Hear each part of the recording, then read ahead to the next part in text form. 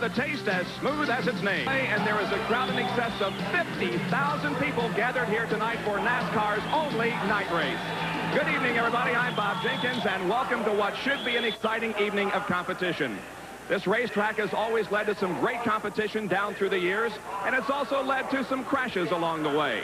And there was a very bad crash earlier this weekend here at Bristol, just after practice began for the Winston Cup cars. Here's Dr. Jerry Punch. This was the scene yesterday afternoon. Rusty Wallace's Kodiak Pontiac barrel rolling 5, 6, 7 times and comes to a halt on the pit wall. Rusty recovering in a nearby hospital, and this car getting treated by the Kodiak crew. They're taking parts off and putting it on this car, a show car that has not raced for 6 or 7 months. It's been sitting in a mall. They borrowed parts. They put their own pieces together. The crew, with trembling hands, worked through the wee hours of the morning, rebuilding the car and hoping for Rusty's return. He sent us a little note from the hospital, a couple things to do to the car, so that's it's a good indication that he's ready to race. The main thing is if Rusty's okay, and he seemed to be. Jimmy and I went to the hospital with him, and that's our main concern. Not a championship, not winning a race, but you know, we're getting ready to win the race tomorrow night. We're not just throwing the car together. That's probably why we'll be here all night. And like I say, it wasn't the tire's fault. It was we're not sure what it was yet. We're trying to get it pinpointed. Well, the good news is that Rusty Wallace was discharged from Bristol Memorial Hospital. Was the very first driver to arrive at the racetrack this morning. He qualified this backup Kodiak Pontiac in 17th starting spot. And Rusty, the last time you and I met at this race car yesterday, things weren't quite so relaxed. No, they really weren't. I don't think I could breathe. If it wasn't for you, I'd tell them not to be here tonight. But I appreciate everything everybody did. It was a pretty scary moment. I never thought you could flip 6 times in a half-mile track, but it just goes to show you how fast Bristol is and what type of forces you really do have in this corner. I blew a right front tire out because they didn't have enough clearance between the ball joint and the tire. Boy, when that happened, there was no control, and I didn't think the thing was ever going to stop. How do you feel now? I feel very good. I got a sore neck, and this is the wrong place to have a sore neck at because it's got a lot of G-forces in the corner. I'm going to go as long as I can. I expect to run all night long with no problem, but if we have a lot of long green flag laps, it just gets tiring on me. I'm going to have to pick a caution flag out if it comes out and put Larry Pearson in the car, but I don't plan on doing that. We'll keep an eye on Rusty Wallace. Larry Pearson standing by in the Kodiak pits. Let's go upstairs to Ned Jarrett. Ned? Well, thank you, Jerry. Over the years, this has been one of the toughest tracks on the drivers and the cars because of the high speeds and the high banks. The cars would get airborne coming off of turn 2 and going into turn 3. So the officials decided to try to do something about that. They repaved portions of the racetrack, but it didn't help. It hurt. Now the cars are jumping a little bit higher off of the ground, putting a tremendous amount of stress on the chassis of the car, making it a little bit tough to pass as well. Working with us tonight in the booth is Gary Nelson, crew chief. And Gary, it's got to be tough on those race cars. What will it do to them? Well, you know, Bristol has always been the toughest on the equipment. Before coming to Bristol, you X-ray and magnify every part of the car. But with the added bumps, you're just going to have to cross your fingers as a crew chief and hope everything holds together. Well, everybody is hoping that their cars will last tonight. Turn 3 might be a problem, and more on that story. Here's Larry Newby. Ned, I am standing by right in the groove in turn 3 over one of those patches that you made earlier reference to. It was here that the first drivers' meeting of today, though be it informal, actually took place. Darrell Waltrip, Davey Allison, Sterling Marling, among others, out to take a very close inspection of what they consider to be unsafe track conditions. Let's take you right down under the surface here. This is turn 3 as the 3,500-pound cars slam into the 36-degree banking. You can see it causes chunking right here, causing a washboard effect and also some slippery gravel being spread around this corner. On one hand, this is not on routine. This has always been a serious maintenance problem in racing, maintenance of a high-banked half-mile paved racetrack. But on the other hand, NASCAR considers it so significant that as the real drivers' meeting broke up today, they vowed that these conditions will not exist when the circuit returns here in the spring. All right, thank you, Larry. You know, we referred to the high banks of Michigan International Speedway last week. Those banks were only 18 degrees. These are 36. And 32 are standing by, ready to go for 500 laps at Bristol, and we'll be back with the lineup after this. For tonight's Busch 500 is $354,495. And the starters are lined up along the main straightaway here, waiting the signal to start engines. They'll take a couple of warm-up laps before they get the green flag for 500 laps of racing. And now let's take a look at the starting lineup. The cars qualified last week, of course, or last night, rather, live here on ESPN. The pole sitter for tonight's race will be Alan Kulwicki with a new race record of 116.893. He's in the Xerox Ford car number 7. Alongside in row number 1 for tonight's race will be Mark Martin, who hails from Batesville, Arkansas. He drives the Strolite Ford car number 6. Going to row number 2 now, it'll be Jeff Bodine from Chemung, New York. He drives the Levi Garrett Chevrolet, car number 5. He qualified at 115.772. Alongside in row number 2 will be Darrell Waltrip from Franklin, Tennessee, the number 17 Tide Chevrolet. Going to row number 3 now, it'll be Dale Earnhardt from Mooresville, North Carolina in the GM Goodwrench Chevrolet, car number 3. And alongside in row number 3 will be Bill Elliott from Dawsonville, Georgia, the number 9 Coors Motorcraft Ford. In the 4th row will be car number 33, the Skoal Bandit Chevrolet, driven by Harry Gant from Taylorsville, North Carolina. And to his outside will be Rick Wilson from Bartow, Florida, in the number 4 Kodak Oldsmobile. In the 5th row from Fenton, Missouri, Ken Schrader, who'll drive the number 25 Folgers Chevrolet. Alongside in row number 5 from Corpus Christi, Texas, Terry Lamotti driving car number 11, the Budweiser Chevrolet. In the 6th row, it'll be Davey Allison in 28 and Butch Miller in 31. The 7th row, Sterling Marlin in 44 and Derry Cope in number 68. The 8th row consists of Dale Jarrett in car number 29 and Brett Bodine in 15. The 9th row, Rusty Wallace in 27 and Dave Marcus in 71. As you look at the rest of the field, Ned, the field is bunched very tightly tonight in terms of the time they qualified at. Only 0.6 of a second separates first place and 30th place in the field here this evening. It is a very, very tight field. That means we're going to see some very, very tight racing. Of course, there were 8 drivers who did not make the field here today. 38 tried. Lee Falk, Tommy Ellis driving in replacement of Benny Parsons on a one-race deal here, failed to get the Junie Donlevy car in the field, and that's the first time since 1976 that Junie Donlevy's car did not get in the field. Mike Potter, Jimmy Means, J.D. McDuffie, Ronnie Thomas, Morgan Shepard, and Ken Bouchard. Neither of those made the race. All right, let's look specifically at this racetrack. It is 0.533 miles in length. The banking is 36 degrees. The width of the track is 70 feet. It's a 500-lap affair, and they'll get about 165 to 180 laps before having to come in for a refuel. And we are now ready to go for the command to start engines. As 32 await the order, they will be firing up their motors and warming them up just briefly here on the main straightaway before taking a couple of warm-up laps. There's the signal, and everybody gets going. There is Dale Earnhardt, who is starting his GM Goodwrench Chevrolet, set to go.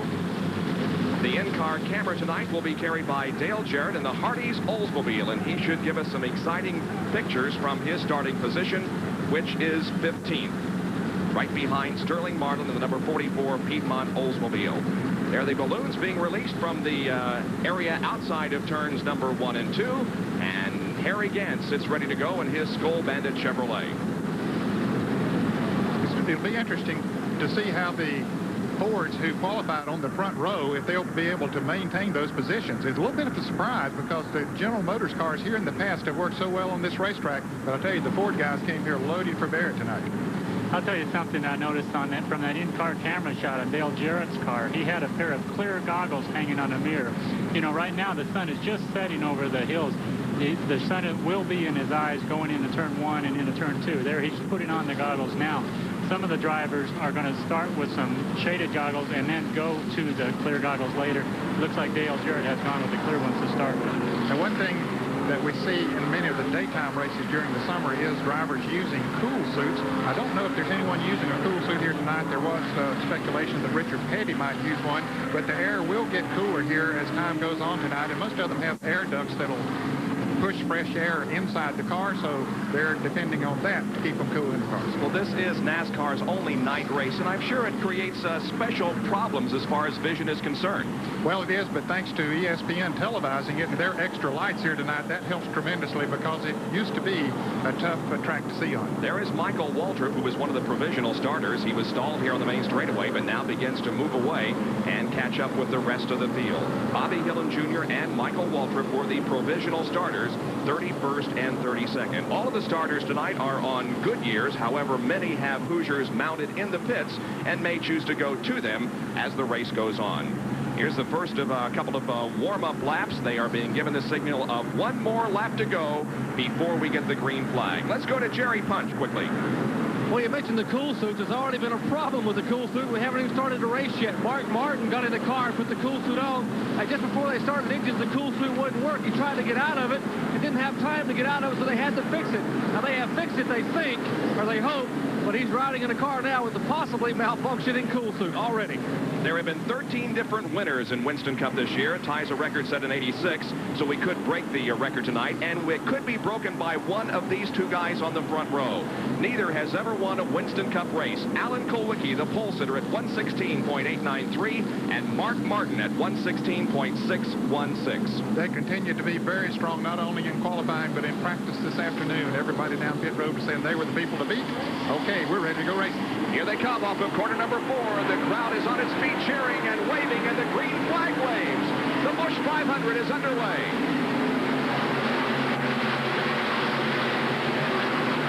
Side by side, two abreast racing through the first and second corners, but everybody is through there okay. Alan Kulwicki has the lead.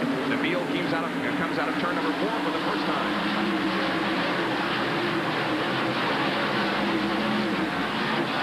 It's Kulwicki. Oh, and Kulwicki has a problem. The car is suddenly darting toward the right. He loses several positions as Mark Martin, Jeff Bodine, Dale Earnhardt, Darrell Waltrip, and Harry Gant all pass him, and there was a problem with his car. Yeah, but that car is definitely not running up to speed for Alan Kulwicki. And here's a crash going into turn 3. That's Brad Knopfsinger in the car number 98. And Dave Mader, driven by Dave Mader III, who is making his first Winston Cup start. There's a bumper or something laying on the track there by the Knopfsinger car, which is stalled in the middle of the racetrack. And you can see that new pavement there just in front of Knopfsinger's car that Larry Newber was talking about earlier in the race. And, of course, that's where we get our first spin out here this evening. You know, NASCAR has changed the pace car situation just slightly. The pace car had pulled out right near where that wreck was in the third turn. The cars had not yet received the yellow. At least the lead cars hadn't, but everybody slowed down. They did not race back to the yellow flag. We're going to watch that tonight and see how that worked. Here is Alan Kulwicki suddenly coming out of turn number 2. The car just went right on him, and he got passed by several, and he was having problems controlling it in 3 and 4 also. So Alan Kulwicki... His car just broke loose, it looked like, Bob, as he started off of turn 2, and here is the crash now as they went into turn 3, and you can see Dave Mader down on the inside, the car spinning the wrong way as he headed up the backstretch into turn 3 and was hit by Brad Knopfsinger. Brad had nowhere to go as Mader slid out in front of him. Well, Dave Mader III in his first Winston Cup race. However, he has won at this racetrack in All-American Challenge competition. Let's go to Larry Newber. Well, Bob Allen has radioed from the car that he did come into contact, slight contact with Mark Martin. He doesn't know if that contact sent his car out of control or if he has a tire going down. And right now what's going on is that you can see Allen coming down the front stretch, moving the car back and forth. He's trying to get a sense of that car, even though we're going at slow speed, whether or not there is the right amount of air on all 4 corners of that car. They don't know yet. And they don't want to make a pit stop unless they absolutely have to, because he doesn't want to give up the track position. He'd be at the rear of the pack, but maybe he will have to. We'll see if he does come in the next time around. Well, the information we're getting from our spotters is that he will indeed be coming in for a quick check of that car. We'll wait and see whether or not he does enter pit road here on the main straightaway. There are pits in both the main stretch and the back stretch. Yeah, you know, you hate to come in, but this is a long race, 500 laps. If you think you have a tire problem, you should come into the pits and check it out. Yeah, that's what Alan Kulwicki is doing. He's headed for the pit road now. Dropping low on the racetrack on the apron, now speeding up just a little bit to enter the pit area, and the signal is being given for one more lap. Here comes Alan Kulwicki. Larry. The man who sat on the pole and who has tied Bill Elliott for the most poles so far in 1988, who had high hopes for today's race. They first go to the outside, the right side of the car. Barry Dodson from Rusty Wallace's crew goes over and kicks the left front to see whether or not that's down. Barry just as a precautionary measure, trying to himself get as informed as he possibly can. They're going to go to all 4 sides of that car because, as we mentioned the last time Ellen went by, they just didn't know. They never really confirmed that they had a tire going down. But Gary, I think you hit it right on the head, Gary and Ned, when you're talking about in a race of this length and with what's at stake here, track conditions, they didn't really have any choice but to come in. I'm a little surprised that Allen did not come in 1 lap earlier. Yeah, it's such a shame to win the pole position and then have a problem early. But, you know, if he can work its way back up through traffic, he's got just as good a chance as just about anybody of winning. So the field now will be restarted as the pace car comes in. Mark Martin is at the point. Jeff Bodine is behind him. Dale Earnhardt, then Darrell Waltrip, Harry Gant, Rick Wilson, Bill Elliott, Ken Schrader, and Terry Labonte, and Davey Allison. The green flag is out once again, and we are back to racing. It didn't take long for us to have the first incident of the event. It occurred on lap number 1 when Dave Mader III and Brad Knopfsinger got together. Knopfsinger's car is out of the race. Mader is still in.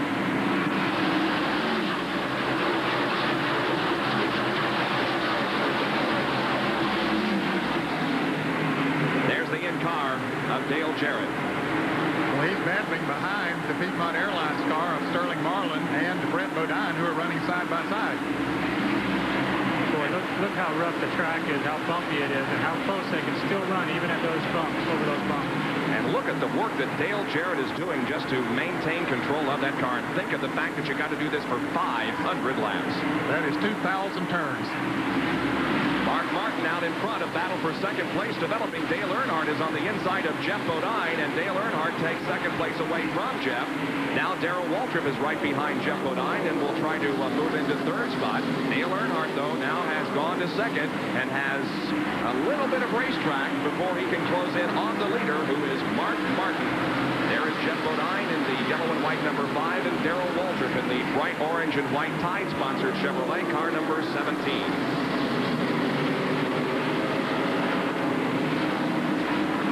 Behind Darrell Waltrip is Harry Gant, who had a great qualifying effort last night, live here on ESPN, and also Rick Wilson. Here's some traffic. That is Butch Miller in car number 31, and Dale Jarrett is right in the middle of this. Boy, they have been doing some fender banging and some paint swapping, Bob, back there in that pack of cars. You can see them bounce around.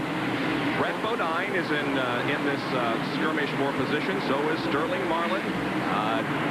Dale Jarrett has been able to pass Derek Cope. We watch him go down the backstretch from inside the Hardee's Oldsmobile.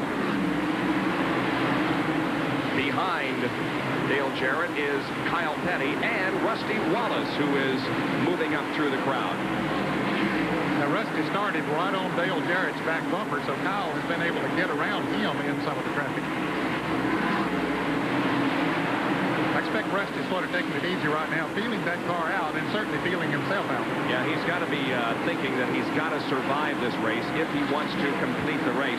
There is Bill Elliott, also Terry Labonte and Davey Allison, who are battling for position out there on the racetrack. And the number 25 Chevrolet of Ken Schrader is also involved in this. This is 8, 9, 10, and 11 right there.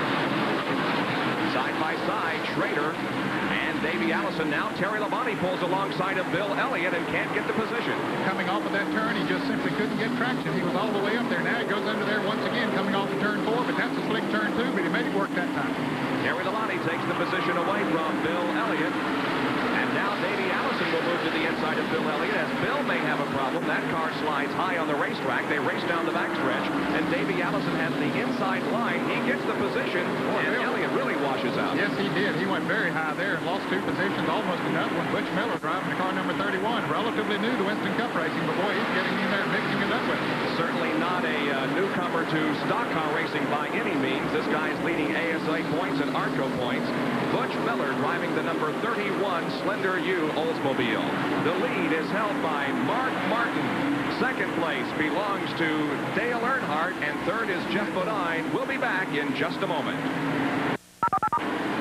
Earnhardt has gone into the lead of the Busch 500 in a Chevrolet, and as you can see, Chevrolet has won 7 of the 9 races, previous 9 races held here at Bristol. Earnhardt lapping a slower car, and this is the way that he got the lead from Mark Martin. He came up very quickly on Mark Martin, moved right to the outside, which is a tough way to pass here at Bristol, but he made it with ease out there. His car is really working, just drove on around him and is driving away. And Bill Elliott, who is the defending winner of the race in the spring here at Bristol, also had a problem while we were in commercial. He came in for a pit stop. Dr. Jerry Punch can report. Well, he lost 2 laps in the pits, but unscheduled stop. This is the problem right here. His right front tire was cut down. The segment on top of the tire.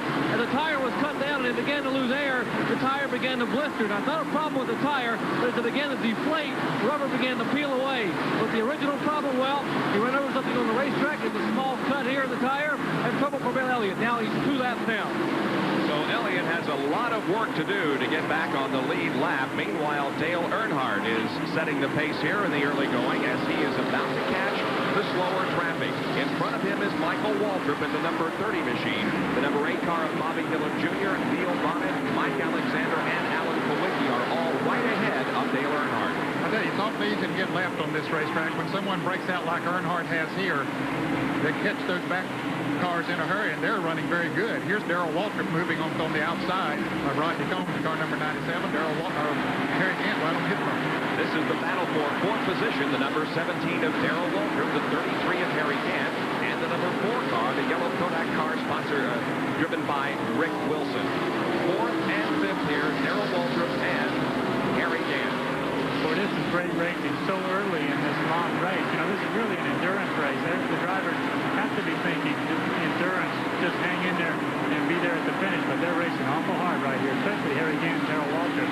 Harry has just picked up that 4th position, passing Darrell Waltrip. And Dale Earnhardt is really involved in some heavy race traffic. There is a whole bunch of cars stacked up right ahead of him. And that is tough to work through that traffic on this racetrack. While that's going on, Phil Parsons has come into the pits for an unscheduled pit stop on his Skoll Crown Oldsmobile. There, Earnhardt put the bumper to Mike Waltrip, but the yellow flag is out. Caution is on the racetrack for the 2nd time. And there is a piece of debris on the racetrack, we understand. Well, that was a break for Michael Waltrip and several others because Earnhardt was trying to put a lap on him. You can see Waltrip bump Bobby Hillin a little bit. Here, Earnhardt comes down on the inside. There's Phil Parsons going into the pits, that unscheduled pit stop for him. That was the lap before the caution came out. It looked like a piece of debris off the left front headlight of Michael Waltrip's car that caused the caution, the debris after he bumped Bobby Hillin. So he may not have known it, but he saved himself from being lapped at least that time. We have several cars making pit stops. Here's Jerry Punch. Dale Earnhardt brings the Good Race Chevrolet in. Now he's pitting all the way down toward turn 1. He gets to pick this pit by virtue of being the reigning Winston Cup champion. They will change right side tires, come around and change left side tire. As he will get a full 4 tire change. They've got a good chance to check and see what kind of tire wear they're getting here. Dale Earnhardt pitting his car. Larry Newber up in Mark Martin pit. Larry? Well, Jerry, I'm at the opposite end of the pits, down near turn number 4. We're pitted right in front of Phil Parsons, who's come in with overheating problems. Mark Martin's crew, they took on 4 tires too. It was a routine pit stop, as they almost always are under a caution flag. They're still working, by the way, on Phil Parsons' situation. They've got a badly overheating car. Darrell Waltrip also completed a flawless pit stop down here during this yellow flag. Darrell Waltrip, Davey Allison, Ricky Rudd, Martin Earnhardt, Sterling Marlin, Brett Bodine all made pit stops during this caution period, and so did the number 25 car of Ken Schrader. So we are 34 laps now into the 500 laps, Busch 500 from Bristol, and we'll be right back after this message. Rejoin us. We are about to go back to racing as Jeff Bodine brings him off the 4th corner at a very slow pace. Finally, the green flag comes out, and Bodine jumps ahead. But look at Bill Elliott, who is struggling and trying to get one of the 2 laps back that he lost during an unscheduled pit stop. There's Bill, car number 9, 2 laps down to the field, right behind the leader, however, Jeff Bodine. We'll see if he can get 1 lap back here.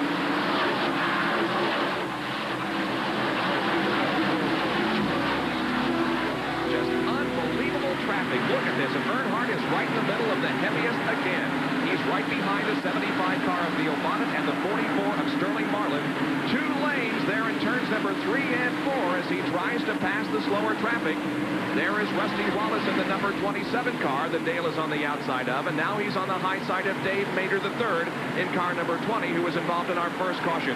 Here is Bill Elliott trying to get 1 lap back. They come off the 4th corner side by side. He doesn't have it yet as Jeff Bodine hangs on. So, of course, Elliott has 4 fresh tires, and now he does move around him as they come off of turn 2. So that puts him only 1 lap down if he can stay out there and if he can get a caution. That was a tough decision during that caution period, some 30-some laps into the race for Dale Earnhardt to come into pits and several of the leaders. But Jeff Bodine, Harry Gant, Rick Wilson, and Terry Labonte all stayed on the racetrack along with a lot of others. That put Earnhardt way back in the pack. He's going to have to do some racing, but he's got more gas in case no cautions come out. There is Rusty Wallace. And beside him is the green number 26 car driven by Ricky Rudd. Now he's behind Rusty Wallace as there is Dale Earnhardt in the number 3 car right behind the 15 came out of the pits and almost in front of Jeff Bodine, but Bodine had to get on the binders very hard going into turn 4 to keep from running over him. We continue to watch Dale Earnhardt move up through the pack, having made a pit stop during our second caution period of the evening. Now to the high side of Brett Bodine as Jeff Bodine leads this race with Harry Gant running in second position in the number 33 car. Rick Wilson is at number 4 running third, and in fourth position is the 11 Budweiser-sponsored Junior Johnson prepared Terry Labonte machine. Well, that is really some close racing. You know, it's just now becoming dusk. As it gets darker and darker, you'll see sparks coming out from under these cars as they bottom out, going in and out of the bumps through the turns. Does that create any problems, or is that routine on this race? Well, minor scrapes with the chassis aren't bad, but when it really hits hard, it sends that it really takes traction away from the tires. The chassis is actually riding on the racetrack, and it can slide up a groove or a half a groove. The drivers always complain about it. You run the car pretty high here at Bristol, but you don't want to run so high that you slow the car down also. Well, a couple of Chevrolets battling it out here with Harry Gant right on the back bumper of Jeff Bodine, making a real race out of it. And now Harry Gant goes to the inside of Jeff coming off the second corner, but Bodine has the faster line. Sometimes it's tough to get traction down on the inside of the racetrack. Dale Earnhardt made his pass on Mark Martin on the outside, but Bodine using up the racetrack to his advantage, but now Gant's going to try it again down on the inside. But once again, he can't get traction off that turn. And coming off the second corner, you got a shot of it just a second ago. You can see one of the areas that is very, very precautious on this racetrack. It's where they cross over, where the traffic and the pedestrians cross from the outside of the track to the inside, and they put some pavement down there, and it's created a real bump. You can see the cars actually get off the ground as they come off the second corner. And you better have the car positioned right as you come off that turn, or it'll get out from under you. Harry Gant trying to make a bold move on Jeff Bodine, but he remains in that second position. Again, he takes his nose to the inside of Bodine coming off the second corner. Now Gant is still to the inside. Let's see if he can make a pass here. Well, he had the nose up there as he went into the turn. He does make the pass now coming off turn 4. Boy, that is tough. Not only do you have to try and pass the other guy without causing a wreck or bumping him, but you also have to avoid the biggest parts of the bumps. And you know the drivers know which bumps are bigger than others. And to pass like that, Harry Gant really had to stick his neck out. With another unscheduled pit stop for him. There was a change of right side tires right now. So Alan Kowicki, who has such high hopes here tonight, his hopes are dwindling away. There are the first 4 cars running right together on the racetrack, but now Harry Gant begins to stretch it out just a little bit. On second place, Jeff Bodine. Third place, Rick Wilson. And fourth place, Terry Labonte. We're live at Bristol International Raceway for the Busch 500. International Raceway, problem for Mike Alexander, subbing for Bobby Allison on the Miller High Life Buick. Alexander's car smoking heavily. The NASCAR black flagging, and they are going to bring the car behind pit wall. There are something smoking, possibly something leaking from the engine compartment. They will bring this car number 12 back behind pit wall, and we'll try to get a comment as to what the problem actually is. So while Mike Alexander goes behind the wall, Harry Gant on the racetrack is just leaving everybody in his wake as he is running a fine race. And there is the Mike Waltrip car, which is smoking badly in the pit area on the backstretch. And Michael has had problems, it seems, from the very drop of the green flag, and now has come into the pits, and a lot of smoke is coming from that race car. It seems like Michael Waltrip has dropped out of a lot of races this year from overheating. I wonder if that's his problem now. It looks like something's awful hot down there. There is Harry Gant, the leader of this race, and Dr. Jerry Punch is with Mike Alexander. Well, Mike's still sitting in the car. Mike, what's the problem with the car? What's wrong? Well, I'll tell you, it's awfully rough out there. What we've done, we've knocked the fuel pump off the car. A lot of oil, a lot of water going everywhere. So, you know, it's an unfortunate situation for us because, you know, we're not running that bad. We started back there, but we're not running that bad. It's just a rough and dangerous racetrack right now. Well, that's exactly what happened to Dale Earnhardt back in the spring. Remember, he was leading, and he broke a fuel pump on his Goodrich Chevrolet. So it's a rough afternoon, and it's just getting started here at Bristol. Mike Alexander in a fine substitute role for Bobby Allison. We're watching the number 25 car of Ken Schrader and the 43 machine of Richard Patty battle for position. This is the 19th and 20th spots. The number 8 car of Bobby Hillin Jr. is a lap car. And Dale Earnhardt is really coming up through the field. He made a pit stop, remember, during that caution period. He now has moved up to the 7th position. Dave Marcus is running 6th right on the back bumper of Dale Jarrett, who is running 5th, and Rick Wilson running in the 4th position. But Earnhardt is definitely on the move. Well, Ken Schrader now finds the opportunity, as does Terry Labonte, as he pulls alongside momentarily Jeff Bodine. But it is Terry Labonte remaining in 3rd position at the moment. Harry Gant with almost a full straightaway lead now on 2nd place Bodine and 3rd place Terry Labonte. And you remember Gant was a leader here in the spring race that we televised. In fact, he led more laps than any other driver and was just running away from the field. And there was some sort of a mix-up in the pit situation over there. Gant parked the car and went home. Yeah, you can imagine Harry Gant having the fastest car in the spring race here and not winning, coming home really empty-handed. I know he's got something to prove. As long as he's gone without winning a race, I think he's really trying hard to win here tonight. He drives this track as well as anyone. He takes a good line around the track, and he's quick to go high in the turns and trying to get around those bumps as much as he possibly can. But look at this pass, or at least a try for a pass by Terry Labonte. These guys are really going at it again. This is for 2nd position. Jeff Bodine is in number 5, and Terry Labonte is in car number 11. There's that bump coming off the 2nd corner. Now we'll see what tactic Labonte uses here in the 3rd and 4th corners. He may have the momentum this time. Nope, still doesn't have it as Jeff Bodine holds off this Labonte challenge for 2nd. But I've been watching Dale Earnhardt move up through the pack, and he's generally using the high groove. So when Terry Labonte gets under Jeff and pushes him up into the high groove, Jeff gets a little bit better traction. I think Earnhardt's found it so far. We'll have to watch and see. A little bit of contact there between Bodine and Terry Labonte as the cars were in corner number 3. Now Bodine's car high on the racetrack, and Labonte is right alongside him, but good straightaway speed for Jeff Bodine. Yeah, but I believe Terry will get it this time. Oh, Rick Wilson into the wall in turn 3. He hit the wall hard going into that turn. It looked like he might have blown a tire. So Rick Wilson's car is still moving down the front straightaway here. Still under power. He's trying to get the car high on the racetrack and avoid everybody else that's coming behind him. But Rick Wilson is going to bring out our 3rd caution period of the evening. And there's the car high on the racetrack. A lot of smoke coming from it on the right corner of the car. And Terry Labonte has come in for a pit stop. We got some problems here. Labonte shouldn't be in the pits.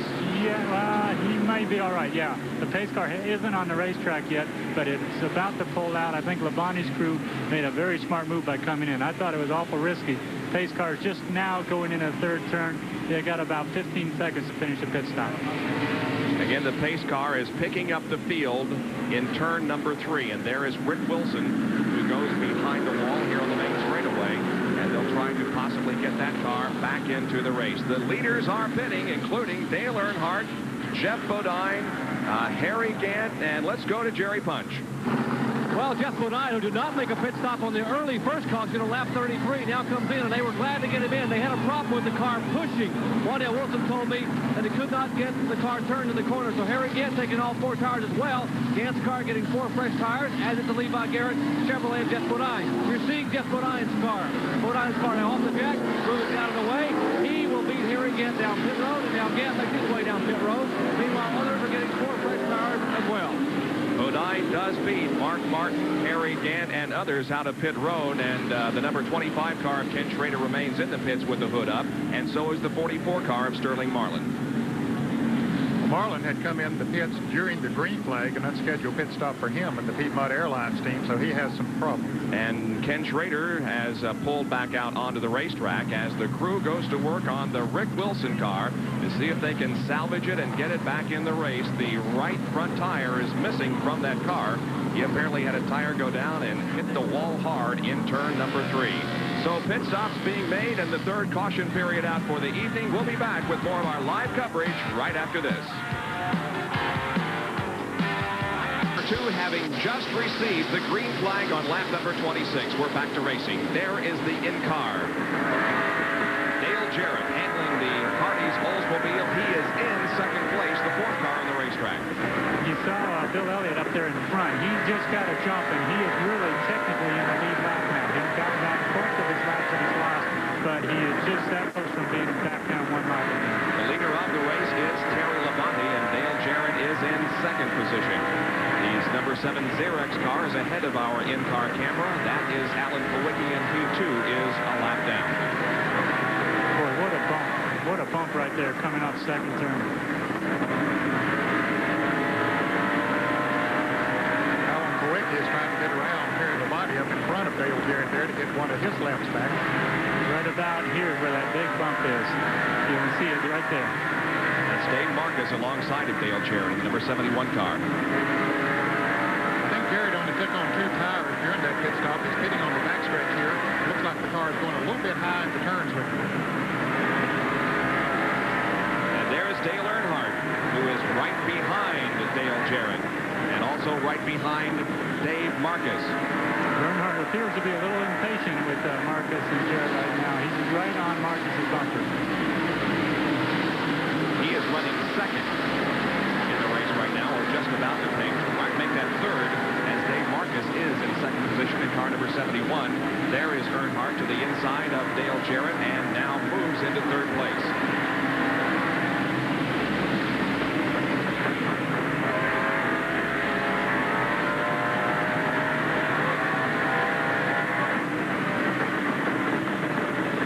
Taking a lap with Dale Jarrett, as we see in front of him, Earnhardt to the outside and Dave Marcus to the inside. That was a brave move. Sure was. But Earnhardt's car is working so well. Here's Kyle Petty. He's really running tonight. That car has been handling well. He's come up through the pack several times tonight. Now he's up in the 5th position right now, trying to move around Dale Jarrett. A little bit earlier, we had a caution period brought out by Rick Wilson, and this is how it is seen from the in-car camera of Dale Jarrett. It'll be right ahead. Watch the yellow car head for the outside. Just didn't turn going into turn number 3. The right front obviously going down. Rick Wilson hard into the wall. Larry Newber is with him. Rick, you've been spending much of this season on Hoosier tires. I saw you having a conversation with Bob Newton after your accident. What was the essence of that? Well, we would put a right front tire. And then check off the car, trying to save the tires, and just load the right side sidewall out of it. One of them deals, you know, I had experienced that with the Hoosiers. But tonight I was on Goodyear, and I rode into them. Were you able to determine, was it a tire failure? Was it because of the racetrack? Or did you guys have mechanical problems like Rusty Wallace? We didn't have a mechanical problem. Goodyear's looking at the tire now, but it just slowed the sidewall right out of it. Okay, Rick Wilson is okay, and they're still trying to effect repairs on this car. They're working feverishly. Not only do the guys that work the pit area have to work physically, but boy, their throats and voices also going to work out, because the noise down there in the pit area is just unbelievable. It's very difficult to hear. Oh, Bristol, your ears will ring for days after a race here at Bristol. I can remember. You just don't talk. And then you come up with hand signals and expressions to tell people what you want to do, especially in the pit. We are watching Kyle Petty in car number 21, Dale Jarrett in number 29, as they battle for the 4th position. The leader is Terry Labonte, Dale Earnhardt is 2nd, Dave Marcus is 3rd, and then Kyle Petty and the Hardee's Oldsmobile being driven by Dale Jarrett.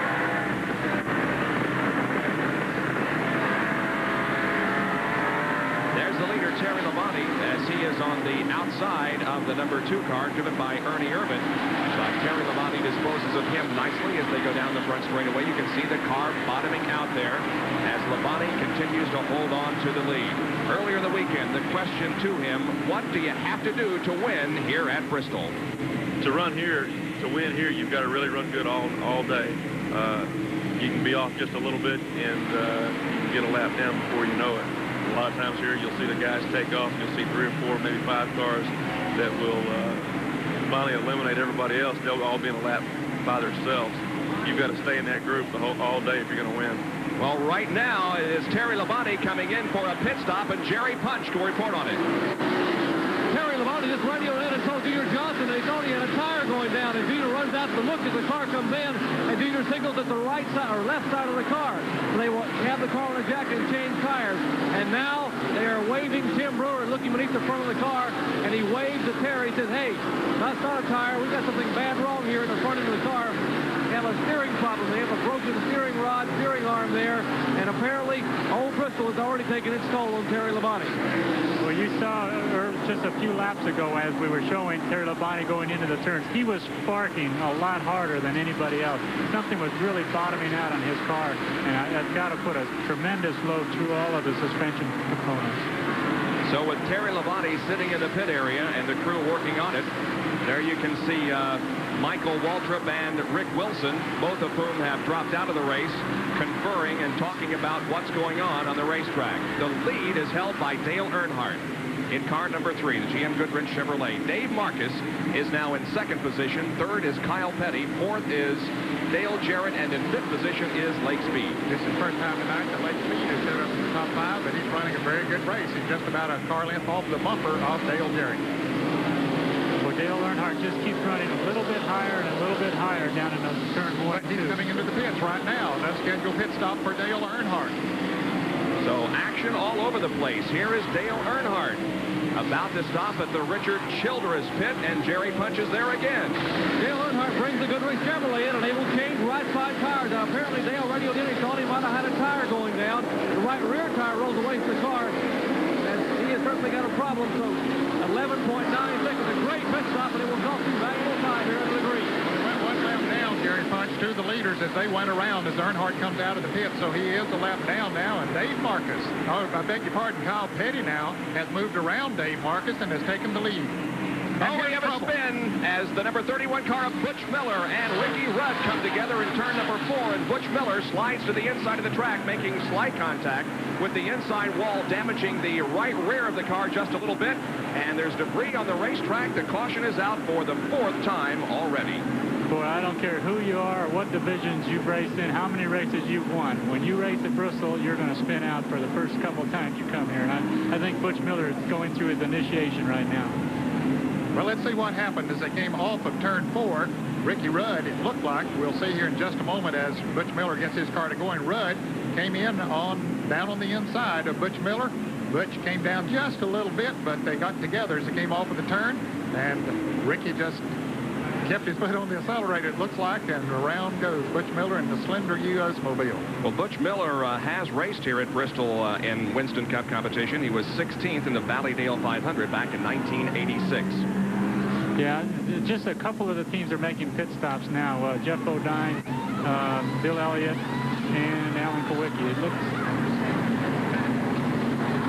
As you can see the work there on the Jeff Bodine car, they are changing the tires on the left side of that car. So while we are under caution for the 4th time this afternoon, we'll take a break and be tonight at Bristol International Raceway in Eastern Tennessee. The Busch 500. We're under our 4th caution period of the evening. And this is the reason why we are under caution, as there was a contact between Ricky Rudd and Butch Miller. This is how it looked from our shot right below the starter stand. Butch Rudd was down on the inside trying to make a pass, and his right front hit the left rear quarter panel of Butch Miller and sent him spinning around down the front straightaway. So the field is under caution, and we go down to Dr. Jerry Punch, who is with Terry Labonte behind the pit wall. Well, Terry Labonte is still sitting in the Budweiser Chevrolet. And Terry, what broke on the car? What happened? Jerry, I'm not sure. I think it broke a steering arm or something like that. I'm not exactly sure what it was, but they're changing the spindle and steering arm. Well, they're working on the car. The crew working this in front of us here. We swing around, you see they're trying to work under extreme circumstances. That steering arm and brake assembly is so hot to keep pouring buckets of water on it, but steam pouring off. Here comes another bucket of water they're going to pour on that steering arm. Watch as they pour this water in here, and all the steam comes off that brake assembly. They are trying to work in there, and it is absolutely unbelievable. Let's go up pit road to Larry Newber. Larry? Jerry, not only am I down pit road, but I'm in one of the forgotten corners of the pit area at this racetrack. I'm inside of turn number 3. But interestingly enough, the people who have chosen to pit here inside of number 3 in the backstretch, Lake Speed, Dave Marcus, Dale Jarrett, and Ricky Rudd, have raced among the leaders in this race since the green flag has dropped.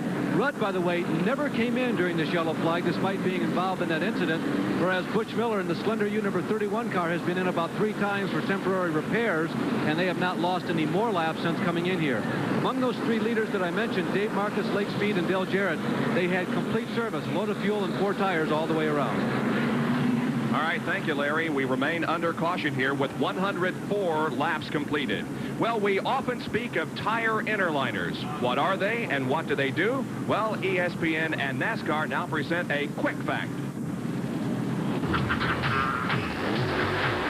People that have gathered here tonight for the Busch 500, we're live, and we'll be right back with more of this race.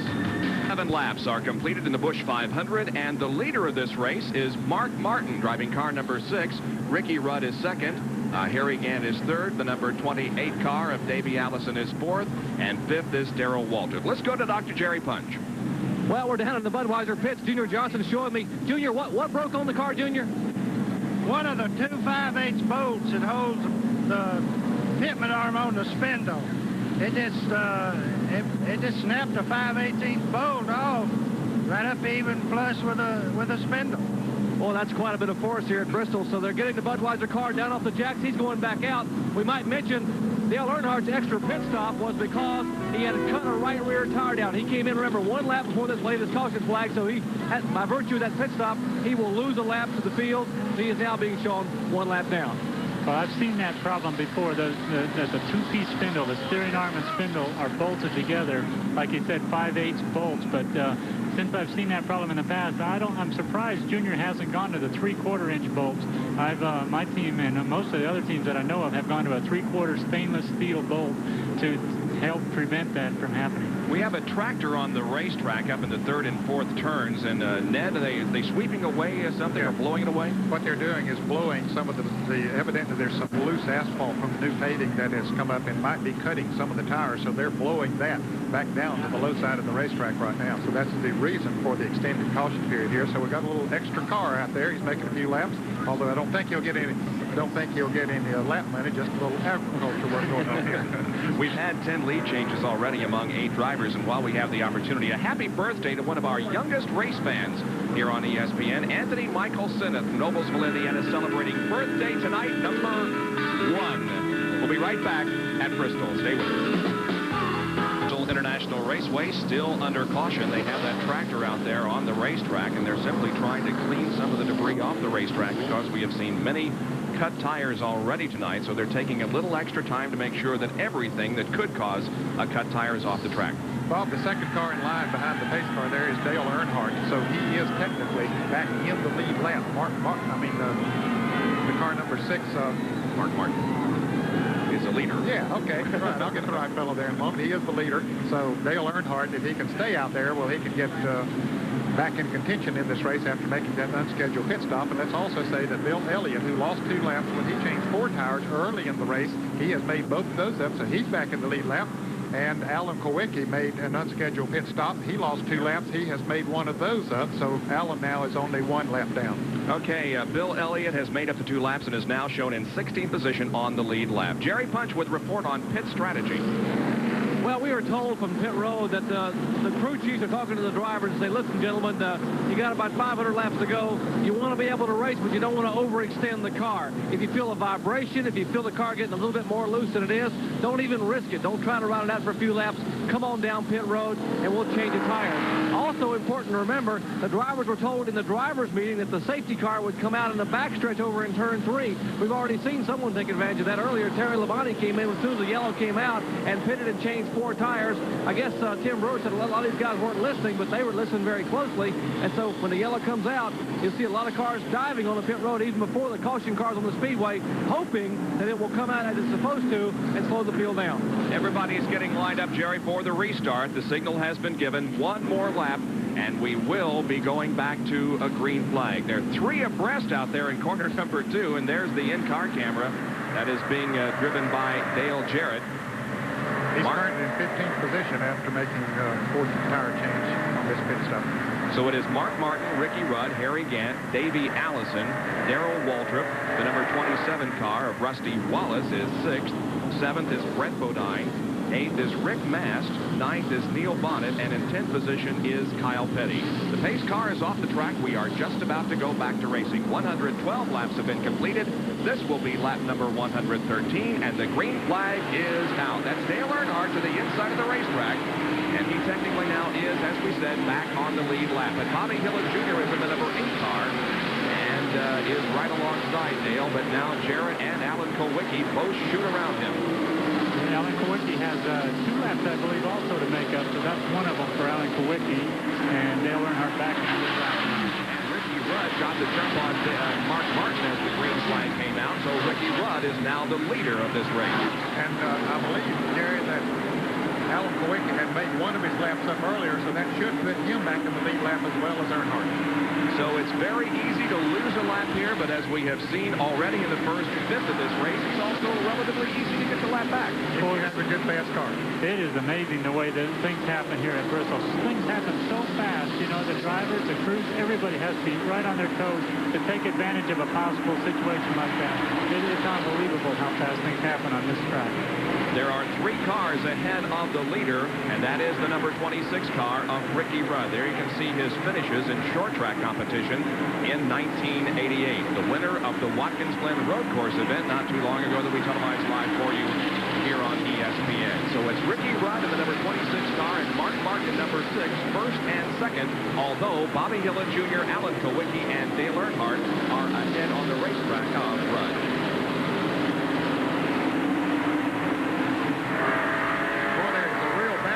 Back there, the last time around, Dave Marcus got into the wall on coming off of turn 2 over there. Dale Jarrett had to get on the binders as they tried to lap Rodney Combs down on the inside. They have really been doing some backing around. So Dale Jarrett able to pass Rodney Combs, as is Dave Marcus in the blue car, the Lifeboy sponsor machine right ahead of Dale Jarrett. Behind them, meanwhile, this group of cars, that's Ken Schrader in car number 25, Bill Elliott in number 9, and Rodney Combs in 97.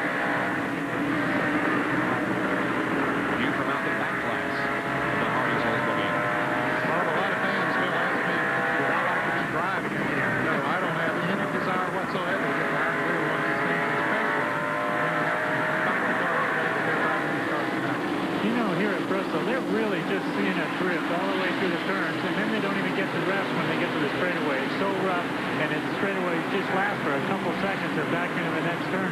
It's full concentration from start to finish nowadays. Don't have much time to breathe on these straightaways. You know, Bobby Hillin Jr. is losing it in corner number 4 and bangs the wall with the rear end of the car. So this is going to bring out another caution period, and number 5 is upon us. Dale Earnhardt now is going to be able to encircle the entire racetrack and be right back in the thick of things. So will Alan Kowicki, because he was running right there with Dale Earnhardt. As a matter of fact, Kowicki had passed Earnhardt. So those two are certainly back in the thick of it. They'll be at the tail end of the pack, but they are awfully fast tonight and will probably come up through the pack. And we'll take a look once again at what happened as Bobby Hillin Jr. moved into turns number 3 and 4 on the high side of the racetrack in car 8. Trying to get a lap back, trying to pass the leader, Ricky Rudd, and he just got in there too hard, got the outside tires perhaps in some of that loose stuff that's come off of the asphalt and pushed up on the high side of the track, and it spins him around. And there it is here it is from another angle. And it just looks like the right side of the tires did get on what they call the marbles, and backs into the wall, but everybody gets by him. All right, let's go to the pit area. Larry Newber with a report on the Ricky Rudd stop. Well, here is the leader coming into the pits. He's already here and made the stop. They've already changed the outside rubber. They're now going to work on the left side. The second can of fuel is going in. Ricky Rudd has 4 second-place finishes here at Bristol. But this type of racetrack is one of Ricky's specialties. He's blocking the exit to the pits by Dave Marcus. He backs up. He loses a couple of positions, car positions on the track as Marcus finally moves out. But Ricky lost 2 or 3 car spots. I don't know if he lost any positions or not because Dave was in his way when he went to lead. Well, Marcus is on the same lap as Rudd, but Rodney Combs isn't, so technically he lost only 1 position on the racetrack, but that really doesn't mean very much.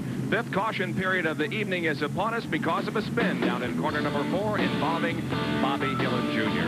Stay with us. We'll be back with more of the Busch 500. We'll be going green next time around. We get a report from Larry. Bob, you're looking at a stock of Goodyears, but wait a minute. These are not outer tires. These are just inner liners. Goodyear is out of tires. They came to this race, we are told, with 300 extra tires. They have all been mounted, and by noon today, They were out of tires. You cannot come down here from one of the pits and say, hey, we've had problems. We need to mount some more tires for our particular team.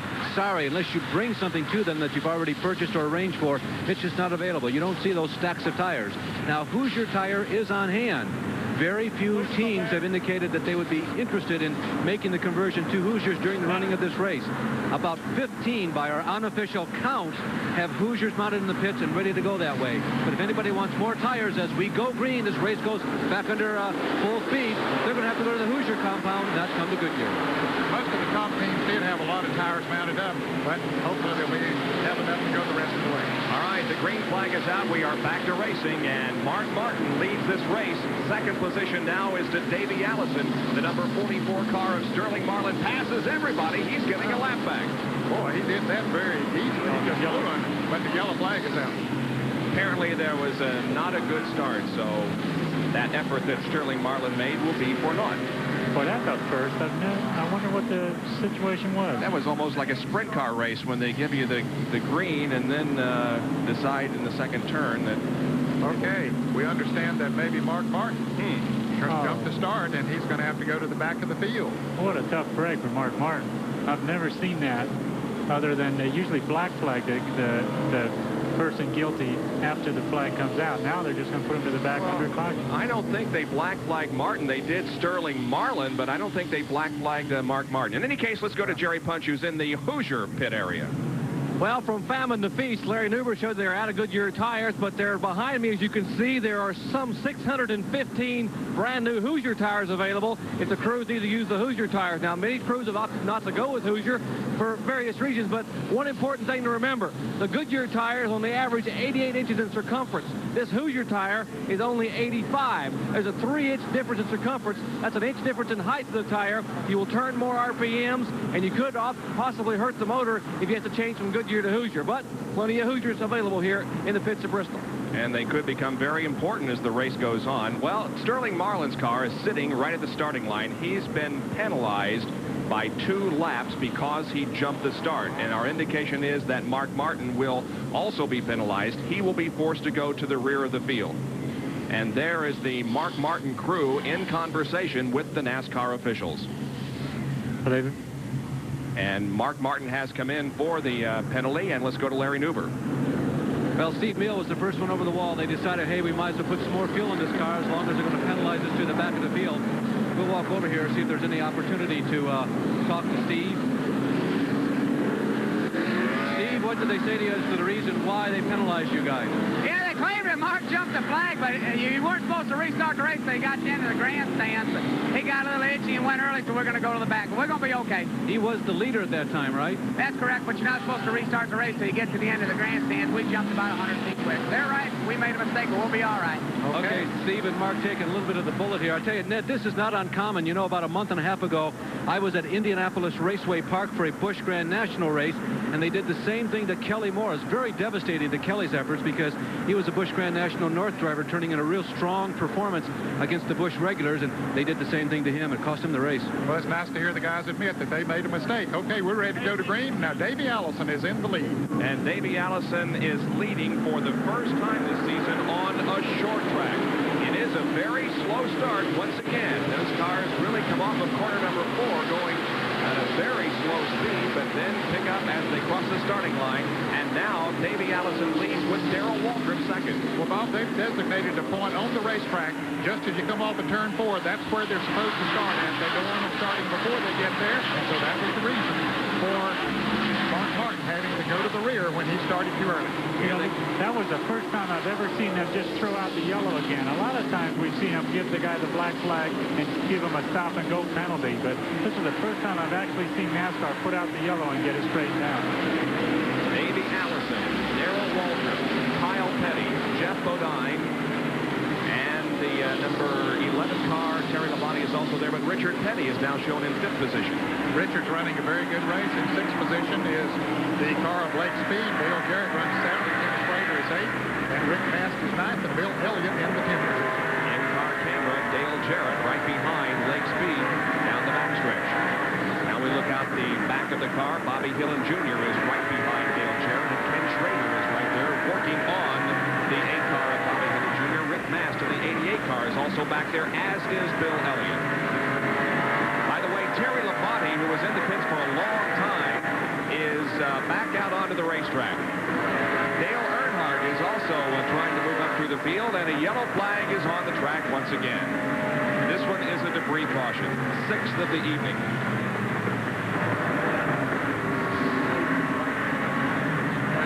We have yellow fever here tonight in Bristol, Tennessee.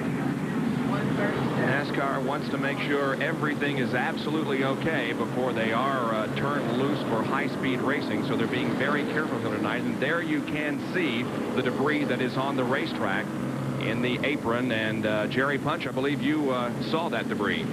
Well, a couple of cars going into turn 1 just a minute ago came together, and some sheet metal came off the side of a couple of cars and came up and hit the side of the wall towards this Winston Cup Series there in turn 1. That sheet metal shattered apart. As we see Bill Elliott making his pit stop, that sheet metal came down across the racetrack and splattered everywhere. And the NASCAR official, who happened to be standing right here on the spot, radioed upstairs and said, "We got to have a yellow, fans. We got some debris on the racetrack." As Bill Elliott now continuing to work on pit road to getting the car fueled and getting some sheet metal pulled away. He may have been one of the cars involved in putting down some of the debris in turn 1. Well, he was one of those cars that was behind the in-car camera, and boy, they were doing a lot of banging around there. And as you can see them, they're pulling the fenders off of the wheels of Bill Elliott's car. They want to be sure that they're not rubbing the tires. So he apparently did lose a little bit of sheet metal. You can see there is some gone from the right front. Well, a lot of these cars are made with fiberglass nose pieces and fiberglass back bumpers on several of the models. Now, those pieces of fiberglass, NASCAR thinks, are what are causing a lot of the flat tires. That's why we saw that tractor with the blower on it, blowing that fiberglass, the sharp pieces of splintered fiberglass off the racetrack. So I think NASCAR is going to be extra careful about debris tonight. This is our 6th caution of the evening. The record number of cautions at Bristol is 15. The all-time NASCAR record is 17 at Martinsville. We may be headed for a record here tonight.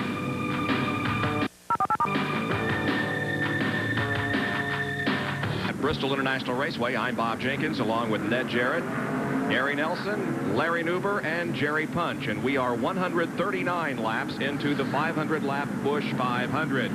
Now, here comes the restart once again, and they will have to reach the point right at the beginning of the grandstand, right there before they accelerate, and they waited until the very last moment. Davey Allison steps on the gas. He's the leader of this race. He's being pursued now by Kyle Petty, who is doing a magnificent job of driving tonight. Richard Petty, meanwhile, Kyle's father, is up to 5th position. 3rd is Darrell Waltrip. 4th as Jeff Bodine, and then comes Petty.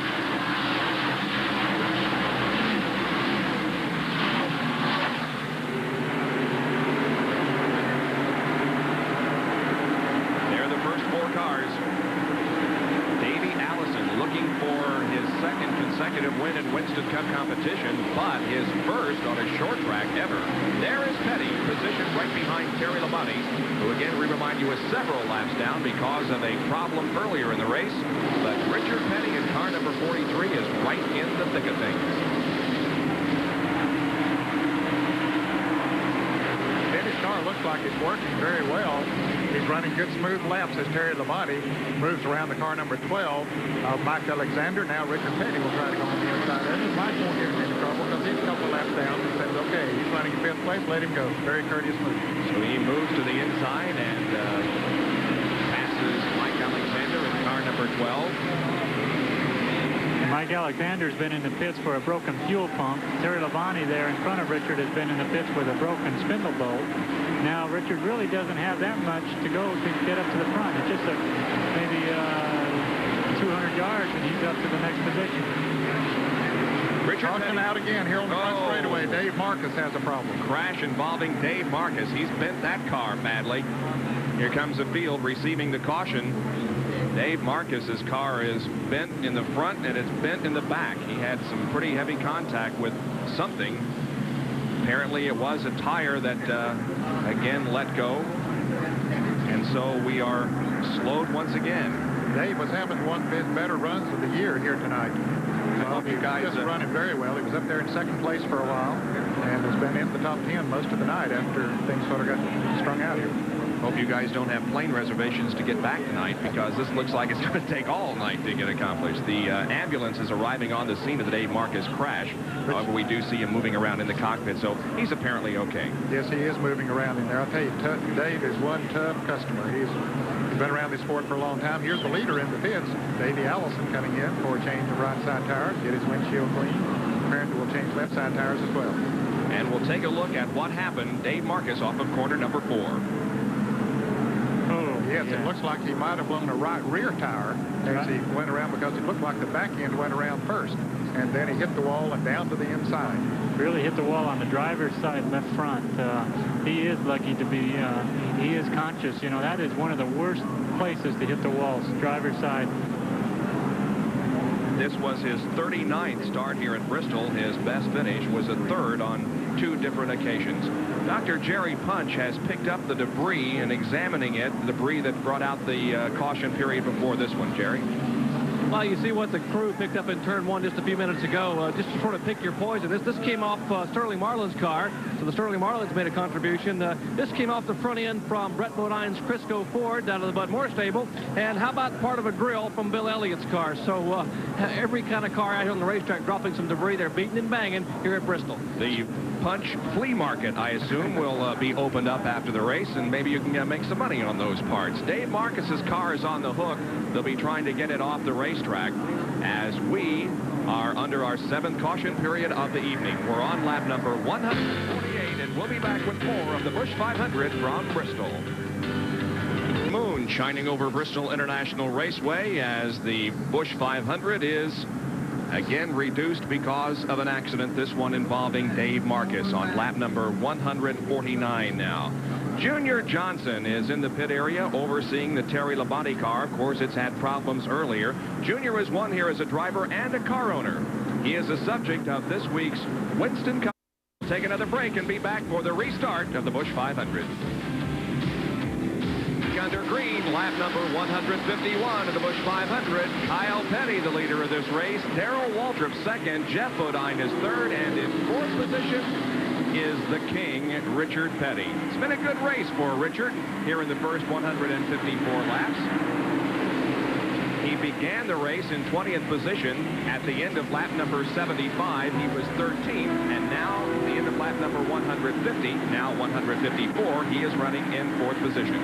That's a pretty good climb up through the field. He's driven a very methodical race. And really, you don't see a lot of tire marks on Richard's car like most of the other cars. He's really kept his nose clean, been driving very cautiously, but moving up steadily.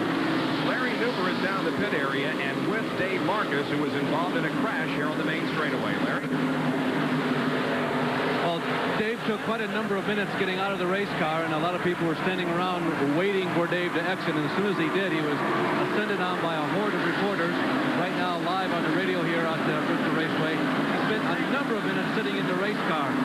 Dave, something that we have noticed a number of times you've crashed and happen to have been on ESPN, you always ride the wreck back to the pit area. Why?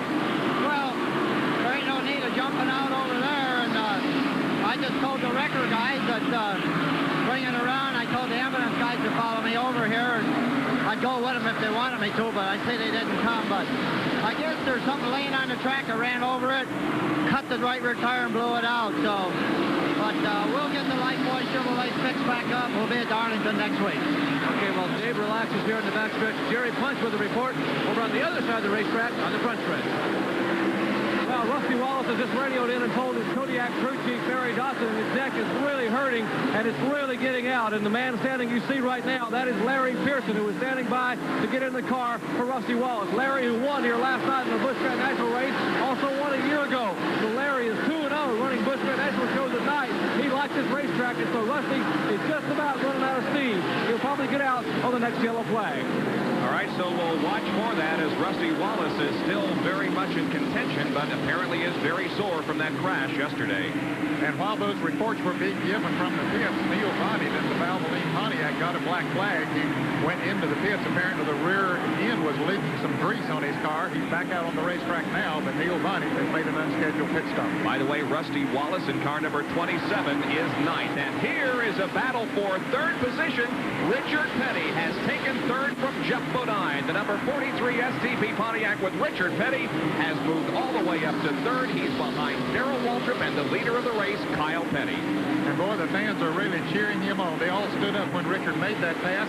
They can sense him moving on towards the front. And so many people have been pulling so long for him to get that 201st victory. He has 3 wins here at the Bristol International Raceway. His last win was in 1975, the Valleydale Meets 500, which is the spring race. In all, this is his 54th race start here at this racetrack. Boy, that car, Richard, really looks good. It's holding a nice steady line, doesn't appear to be sliding. The shock and spring combination really looks good for the bumps.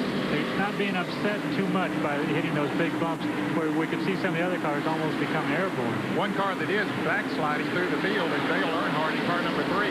He was running right on the back bumper of Dale Jarrett, who was running in 6th place. Now Earnhardt is backed way up through the field. In fact, Davey Allison, who made a pit stop, is moving around him right now. Apparently has a left side tire going down on that car, and he's about to come into the pits.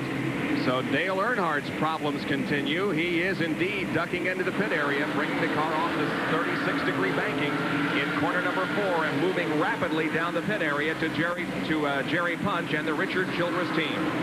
Well, they checked the tires, and apparently they're going to look at the left side and the right side tires. They will put left side tires on the Goodrich Chevrolet. Another tough break for Dale Earnhardt. Remember, he's already cut a right rear tire down, and now he has left side tire. He smokes the tires, leaving pit road, and heads back on the speedway. A man in a hurry getting back out onto the racetrack, but unfortunately, he is just about to lose a lap. Well, he has gone one lap down. He's almost 2 laps down. As he goes into turn 3, Kyle Petty is not too far behind him.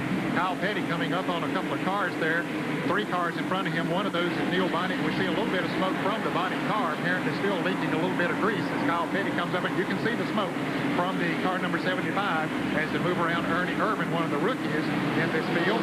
Kyle Petty will be anxious to get around Neil Bonnet because you don't like to run behind a car that's smoking. Especially in a night race, the oil gets on the windshield and it makes a film. It just kind of spreads out across the windshield. Kyle Petty's picking up that oil right now as the leader right behind Neil Bonnet. So he'll have a problem seeing with that oil on the windshield. Some good racing going on here. That's Harry Gant. And also involved there in this battle is Ricky Rudd and Bill Elliott and Davey Allison as they're nose to tail out on the racetrack. And up in front of them, Richard Petty has just made another move. He went around Darrell Waltrip a moment ago. Good racing back in the pack between those 4 automobiles. But Richard Petty, you can see him right in front of Darrell Waltrip there. He made that pit stop a moment ago. And let's go to the pits. Larry Newman, who is with Dale Linden. Richard is having one of his better races. This is Ken Wilson on the Richard Petty crew. Dale Emmons and Dr. Don Stockton. What do you hear from Richard in the cockpit? He's saying nothing. He's just running hard. He's saying nothing. We're giving him this time. He's running a good race right now. You guys have not hung one here for a long time. Does he feel he has a clean shot at victory tonight? Yeah, he feels good. We was a little off on the chat to start with, but everything, we made a couple adjustments. Everything's coming around good now. Well, we had talked briefly to Dale just before we came down here for this report.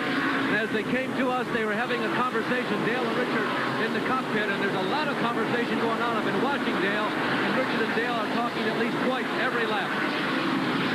And we see Larry Pearson, who is getting the helmet on and will be apparently in a relief role for Rusty Wallace momentarily. Rusty's neck is sore. He is not feeling up to par, and so he apparently is going to come in and give the car over to Larry Pearson. Well, it would be too bad to have to do that during a green flag run here because they'd lose at least 2 laps making that kind of a pit stop. And of course, I'm sure that they would hope for a caution so they could make the driver change during a caution period.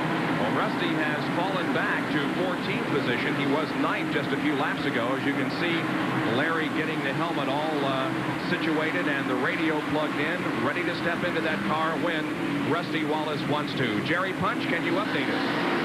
Well, what Rusty wanted to try to do was run as long as he possibly could, and the reason is he realizes Larry Pearson runs Busch National races, which are normally about 200 laps in a 3,000-pound car.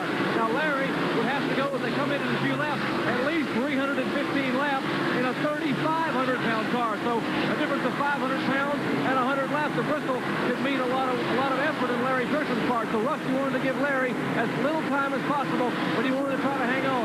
But apparently Rusty's neck is giving up. So as soon as they Larry in the car. Not only does Larry Pearson run Busch Grand National, he wins in Busch Grand National. He was a victor here last night in the Tri-City Pontiac 200. Another car that's really on the move right now is Lake Speed. He has just moved around. Darrell Waltrip and has taken over the third position. Waltrip seems to have slowed a little bit. Jeff Bodine is moving up on him right now as they come off the turn 2 and head down the backstretch. There's your leader, Kyle Petty. Of course, it's a Petty family. Richard Petty running in second place, but now Lake Speed is coming up on Richard Petty. His car is really flying. Well, watch to see if Lake Speed will make a move on Richard Petty. Oh, both cars washed to the outside, and Lake Speed may have given Richard a little bit of a nudge there at the tail end of the race car, but everything is okay. Now we'll watch Lake go to the inside coming off the fourth corner. Side by side, they race down the straightaway. Lake is going to get him, I believe, going into turn number 1. Yes, indeed. Lake Speed moves to second. Where did Lake Speed come from? I really saw him in the pack all along the early stages of the race. Now all of a sudden he's moved right up to second and passed him going away. On the restart, he was in 6th position and just all of a sudden just started picking up on him and really flying up through the field, while the others seem to be slowing down a little bit. Lake Speed is picking up speed. There is 2, 3, 4, and 5 there racing down the backstretch. Second place now belongs to Lake Speed. There is Richard Petty in 43 third. 17, Darrell Waltrip is fourth, and Jeff Bodine in the 5 car runs in 5th. At the moment, however, it is Kyle Petty who is leading this race. Lake Speed is trying to close the gap between himself and the leader, Kyle Petty, but Kyle has more than a straightaway lead. In fact, it is 6 1/10 seconds. So Kyle Petty is really getting around this racetrack in the Wood Brothers Citgo Ford. Kyle Petty last time in corner number 1 got way up high on the racetrack, almost scraped the wall as he tried to go high and pass Bobby Hillin. Boy, he did almost get into the wall. He got his left front corner, it looked like, into the right rear quarter panel of Bobby Hillin. That could be a tire problem for him. It's awfully easy to push that sheet metal back into the tire and cut it. Boy, it sure looks like he has some kind of problem. You see the smoke there. He slowed down a little bit. He hasn't caught Bobby Hillin yet. It's as quickly as he had caught him. Now he's just kind of riding behind him. I got to wonder if going up way up high like that might have caused some problem with his tires.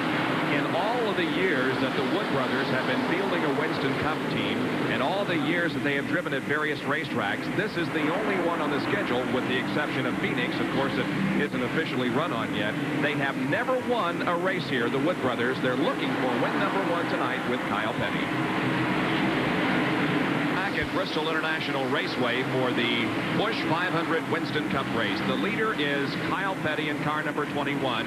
And just a few seconds ago, he put a lap on the number 27 car of Rusty Wallace, and it's pretty obvious that Rusty is struggling, but certainly not this guy. Kyle Petty, car number 21.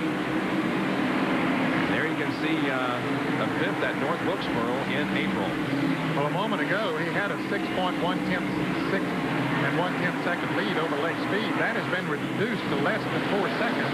But Gary Nelson, we were speculating here in the booth that maybe the Wood Brothers, when he made that high move around, trying to get around Bobby Hillin, that maybe they said, hey, cool it a little bit out there. Don't take any unnecessary chances. Maybe they slowed him down a little. Well, you know, we were watching. He just caught Bobby Hillin in no time at all. Then he got forced up high against the wall. And I think the Wood Brothers probably saw that, and they radioed to Kyle, hey, take it easy, because then Kyle followed Bobby Hillin for a long time before he went around him. And he's still got a comfortable lead, and he's going easier now.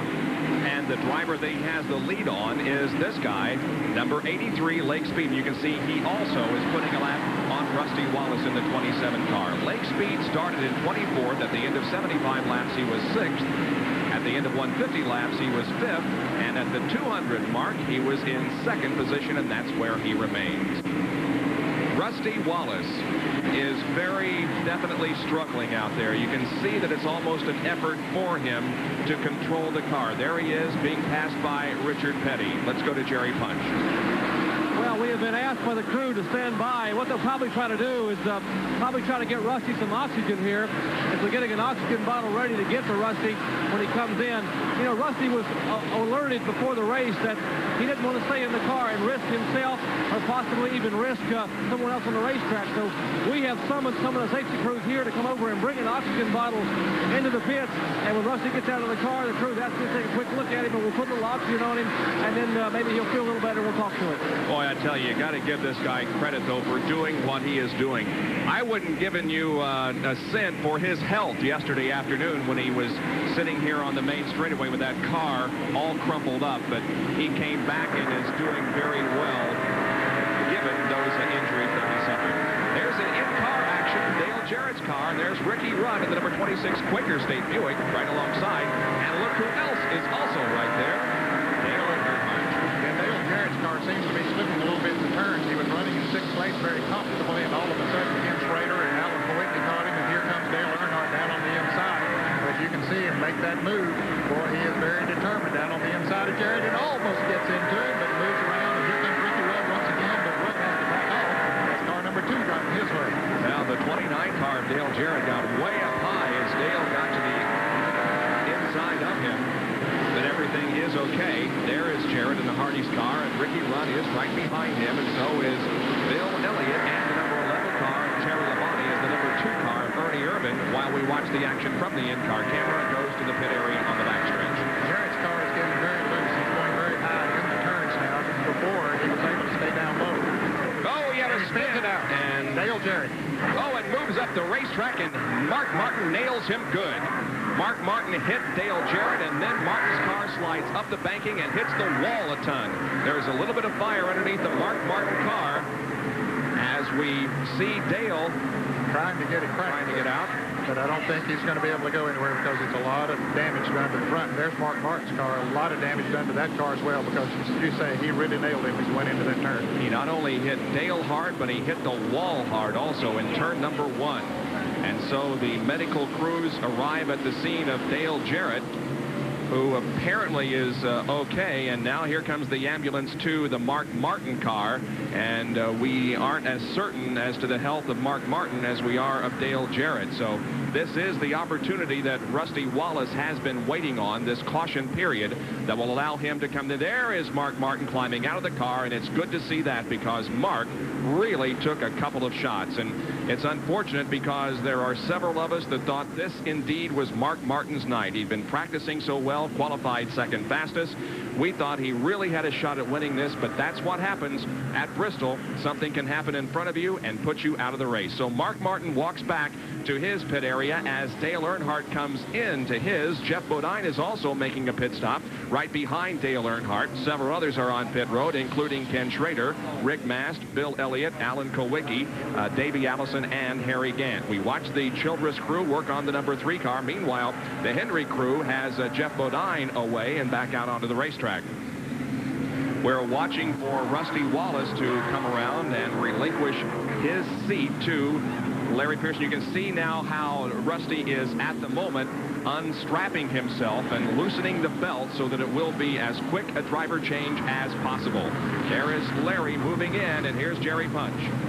Well, they pulled Rusty Wallace out of the car, and Larry Pearson will climb in the Kodiak Pontiac, and Rusty will stay there with Larry to help him get hooked back up and help him get the radio hooked up. Rusty trying to get his radio unhooked and get the Larry Pearson radio hooked up, and they are showing some backfire from the car. We'll get Rusty here. Come over and sit down, Rusty. Let's get some oxygen on you. We'll get you cooled off a little bit. We're going to sit him down and put a little O2 on him. I'm going to be a little busy for a minute. We'll be back in just a few minutes. All right, Dr. Jerry Punch serving now in a medical capacity, making sure that Rusty Allison is okay. And look at Davey Allison, who apparently was also involved in that melee between Martin and Dale Jarrett. In the back left of his race car is also damaged badly. Well, I'd say the crew left the wheel loose, Bob. It looks like that the tire, as it came off, it looks like the lug nuts were left loose, and he left the pits without them being tight. All right, now we go back and replay this crash. Dale Jarrett, watch him in the Hardee's car on the outside of the track. He was bumped. Yes, he was. Bill Elliott got into him as he came off at turn 4, and he'd knocked him into the wall and spun the car around. He slides down to the inside of the track, then the car slides back up the banking, and there's the contact with Mark Martin. Yeah, I think Dale Jarrett would have been okay had Mark not hit him, but Mark had made his commitment going into the turn, and Jarrett was just up there in the wrong place, and bam. And we have the replay from the in-car, and this is how it looked from Dale Jarrett's vantage point. There's Ricky Rudd on the inside of the car number 6, and now, well, Rudd gets on around him there. So we'll see as we come down the front straightaway. And here's Elliott there, hit him and caused him to lose control. You can see he's trying hard to regain control of the car, but the momentum is already there and carrying it into a spin. And so the caution flag is out for the 8th time this evening, and now Dr. Bunch has checked over Rusty Wallace, and Rusty is ready to talk with us. Jerry? Well, Rusty's gotten out of the car and gotten some cold cloths and a couple whiffs of oxygen here. Rusty, how's the neck? The neck's just I couldn't hold it up no more. I pulled the neck strap down as hard as I could, pulled the seat belt down as hard as I could, and it just kept putting a god-awful strain on it. And I figured, why screw it up now when I got a good driver like Larry who can take over for me? And I just want to be fresh for Darlington. We got a good setup for Darlington, and I did all I could do. The car's faster than I can run it right now. It's just the G-force is just killing my neck after that 6-time flip yesterday. A lot of courage from this young man, Rusty Wallace, who wants to win that Winston Cup title. He knows he's got some pretty demanding shows coming up. Darlington, Martinsville, Dover, and he wants to be fresh. Rusty Wallace out of the car here at Bristol. Going into this race, he was 21 points ahead of Bill Elliott in the battle for the Winston Cup. Dale Earnhardt was third at 157 points behind Rusty Wallace. And here's the crash from the in-car. Let's listen to it.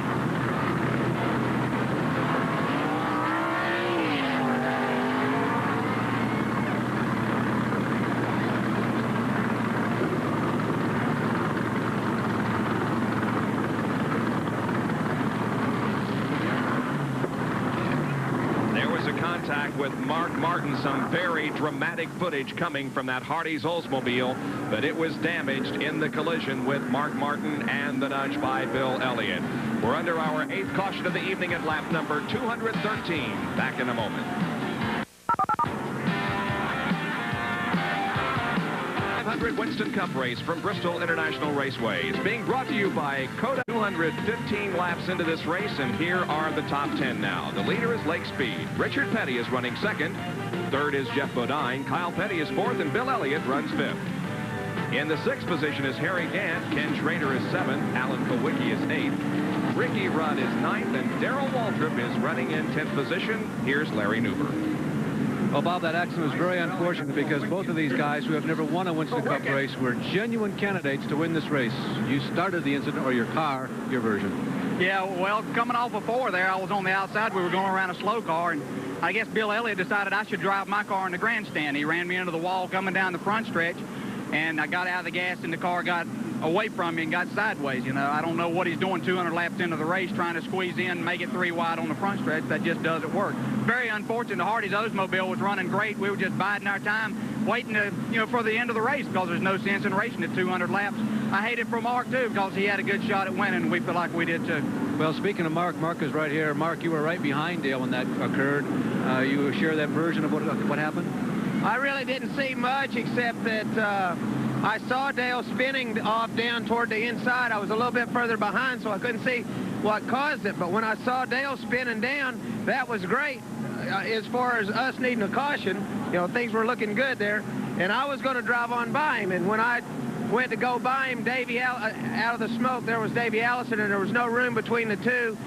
And, so it looked like that Dale was going to be okay and not get tore up. He was just going to spin, and it was going to be a fortunate deal for everybody involved, because everybody needed a caution at the time. But, I just feel sorry for Jack Roush and feel bad for them and Steve Mill and everybody and the Stroh-Light people.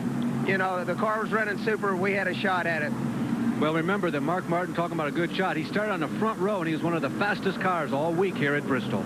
He is out of the race, not by any choosing of his own. Here's a guy who did relinquish the seat voluntarily. Rusty Wallace relinquishes it to Larry Pearson. We are under a caution, and certainly there was a caution yesterday afternoon just after Winston Cup practice began. There is Rusty rolling down the main straightaway. The car overturned 6 or 7 times after a contact with the wall in corner number 4.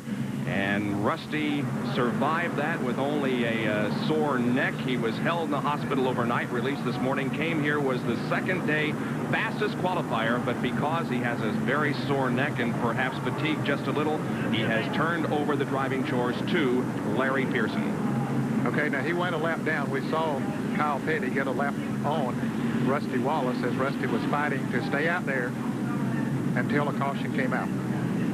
There are 10 cars that are on the lead lap as the track crews are still working to clean up the debris and the moisture down in turns number 1 and 2. We'll be right back.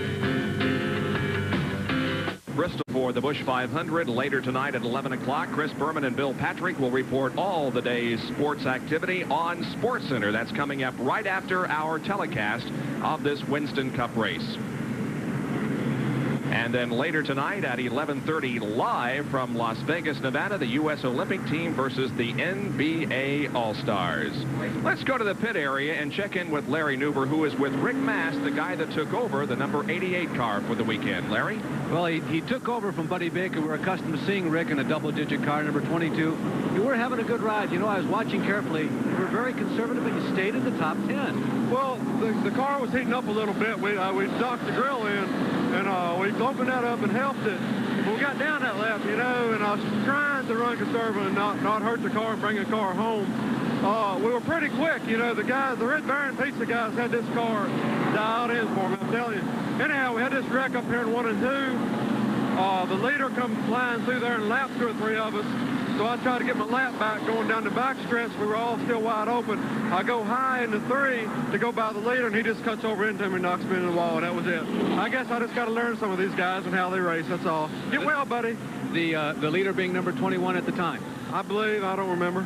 He'll be back for other races, Joey Knuckles tells us. Might update you on Buddy Baker's situation. He is recovering nicely from the brain surgery that he had a week or so ago to remove a blood clot from the brain. Well, there's that tractor back out on the track, and they are blowing the oil dry down the track.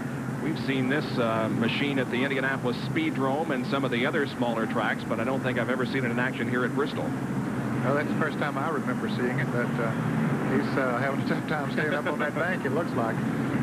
That fella back there with that caution flag is a brave soul being on that thing on that 36-degree bank.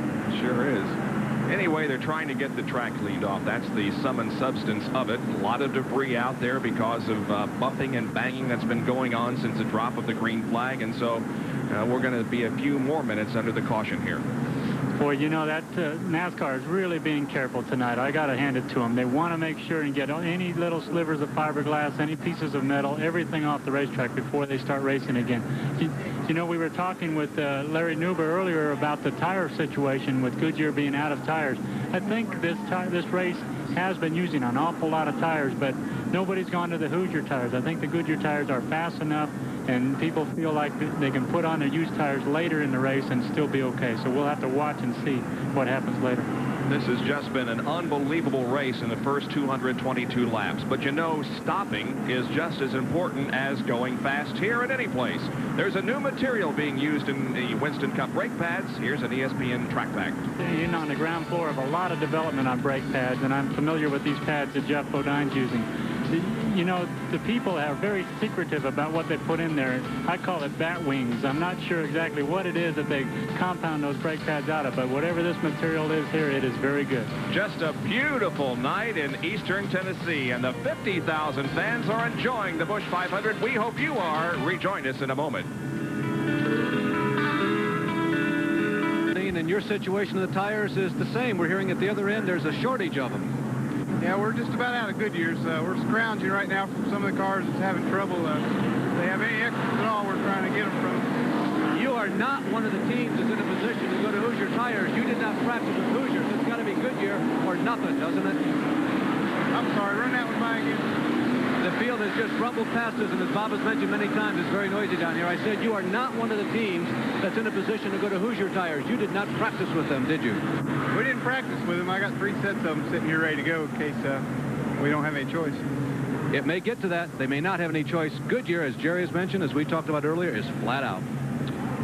Okay, so the tire story continues to be a big one in this race. We are not quite halfway through this event. We're on lap number 228 of 500, and we thought we were going green a couple of laps ago, but instead the pace car stayed out, and now the signal is being given to the field. One more before we go green. We've had 16 lead changes among 12 drivers, and of the points leaders, only number 3 Dale Earnhardt has led a lap tonight, so he's the only one that has picked up bonus points for leading this event. Of course, he's the farthest behind in the points, so he needed those 5 bonus points. Well, I'm really pulling to see for Larry Pearson to see how well he runs in this Rusty Wallace car. He has done so well in the Grand Nationals division. It's really good for him to get into a Winston Cup race here at Bristol. This is one of his favorite racetracks, too. Of course, he's won here twice in the Busch Grand National Series, and Richard Petty sitting there in second place, just lurching on Lake Speed, who leads. And here they come. The green comes out once again, and we're back to racing. Lake Speed, Richard Petty, Jeff Bodine, and Kyle Petty. Richard Petty side by side with Brett Bodine going into turn number 3. Richard passes him. Now Jeff and Brett are side by side. The Bodine brothers as they come down the straightaway. And Richard Petty, it appears to me, is looking for the lead. He is right behind Lake Speed and knocking on the door. This round will go wild as he does take the lead. The car's still working well down on the low side of the racetrack. For Speed has been very fast here tonight, too. It's just unbelievable, the crowd response that Richard Petty gathers everywhere. When he's introduced to the crowd, you never hear a single boo. While there may be some mixed emotions from many of the drivers, everybody cheers for Richard Petty. Now, right in that pack is Dale Earnhardt, who apparently is a lap down from an unscheduled pit stop, so he's going to try to get back up there and pass everybody and get back in the lead lap. He moves around Kyle Petty, shoves him a little bit high, now moves up on Jeff Bodine. Yeah, indeed, Dale Earnhardt is a lap down, as is the number 15 car of Brett Bodine that we saw a few minutes ago, and the Rusty Wallace car now being driven by Larry Pearson. A couple of laps down, Davey Allison and Bobby Hillen Jr. 3 laps down as Richard Petty got a little bit loose, and here comes Jeff Bodine. And boy, you could lose a lot of time just by backing off a little bit there. Richard way out of shape coming off the 4th corner. I thought he had lost it for sure, but he got it in. He might have a tire going down or something. I don't think he saw Dale Earnhardt on the outside coming off the turn. They bumped Earnhardt, and Earnhardt had to back off and then bumped into Jeff Bodine. Okay, here's Earnhardt now moving up on the outside. Of course, he still has Lake Speed. Earnhardt has passed everybody else now to get back in the lead lap, but Lake Speed has moved out to better than a second lead while all that's going on. Richard Petty does have a problem. Apparently, he has the tire going down. Richard Petty is slowing, dropping to the inside of the racetrack as Bill Elliott and Harry Gant pass him on the outside. Will replay Richard Petty getting out of shape a couple of laps ago. So he heads off of turn 2. Here's Earnhardt coming. That's turn 4, rather. Earnhardt coming up on the outside of Jeff Bodine. Tries to get on the outside of Richard Petty, and Petty's car and Earnhardt's make contact as he comes off of there, but they do get him straightened out. So that little nudge there may have done some major damage to the Richard Petty car. He is dropping back steadily now as number 55, Phil Parsons, tries to pass him, unable to. But Richard has dropped back 6-7 positions since that little incident. Well, Bobby now has picked up speed again. Apparently, he thought maybe he had a tire going down. And I'll tell you, you run around there with pins and needles for a while on this racetrack, and you think for a moment that a tire is going down, but he's had the feel of it a little bit, so he's checked it out, and maybe everything is okay. Short track finishes. There you can see good performances in the short track program for Richard Petty so far this year. Here comes Alan Kulwicki now sneaking up beside or behind Richard Petty. Alan was our pole sitter for this evening and is back on the lead lap, and at the moment shown in 8th position. Some sparks coming out from under Richard's car. I didn't notice that earlier when he was leading. He may be hitting, bottoming out a little more like a soft tire would cause the car to be just a little bit lower. It's definitely not handling like it was earlier in the race. He's still running at a pretty good pace now that he's picked it back up. But you can see the car wash out as he went into the turn. Here comes Alan Kulwicki down to the inside. There's Ricky Rudd. Davey Allison right behind them. And Darrell Waltrip is also right behind the number 17 car of Darrell Waltrip.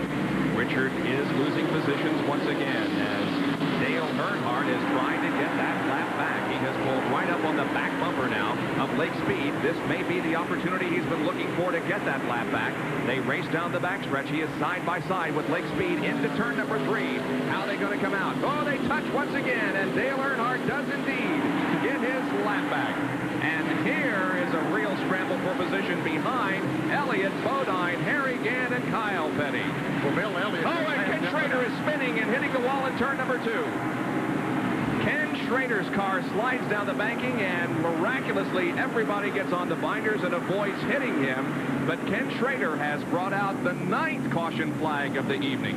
And this is the break that Richard Petty needs. was about to have to come into the pits, so Richard Petty will now get to do it under caution, and you can rest assured that he'll dive in the pits on the backstretch where he's pitting. Well, he didn't that time. That was a little surprising that he did not come into the pits, but he wasn't sure, I guess, that the caution car was out.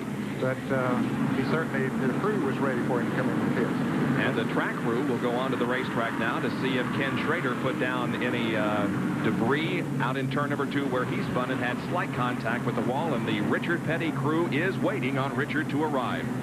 Dale Earnhardt also got his lap back just the lap before the caution came out. Now he is back in the lead lap in the 11th position. Now, this is the second time tonight that Earnhardt has had to do that, or third time that he's had to do that. Yep. After making unscheduled pit stops.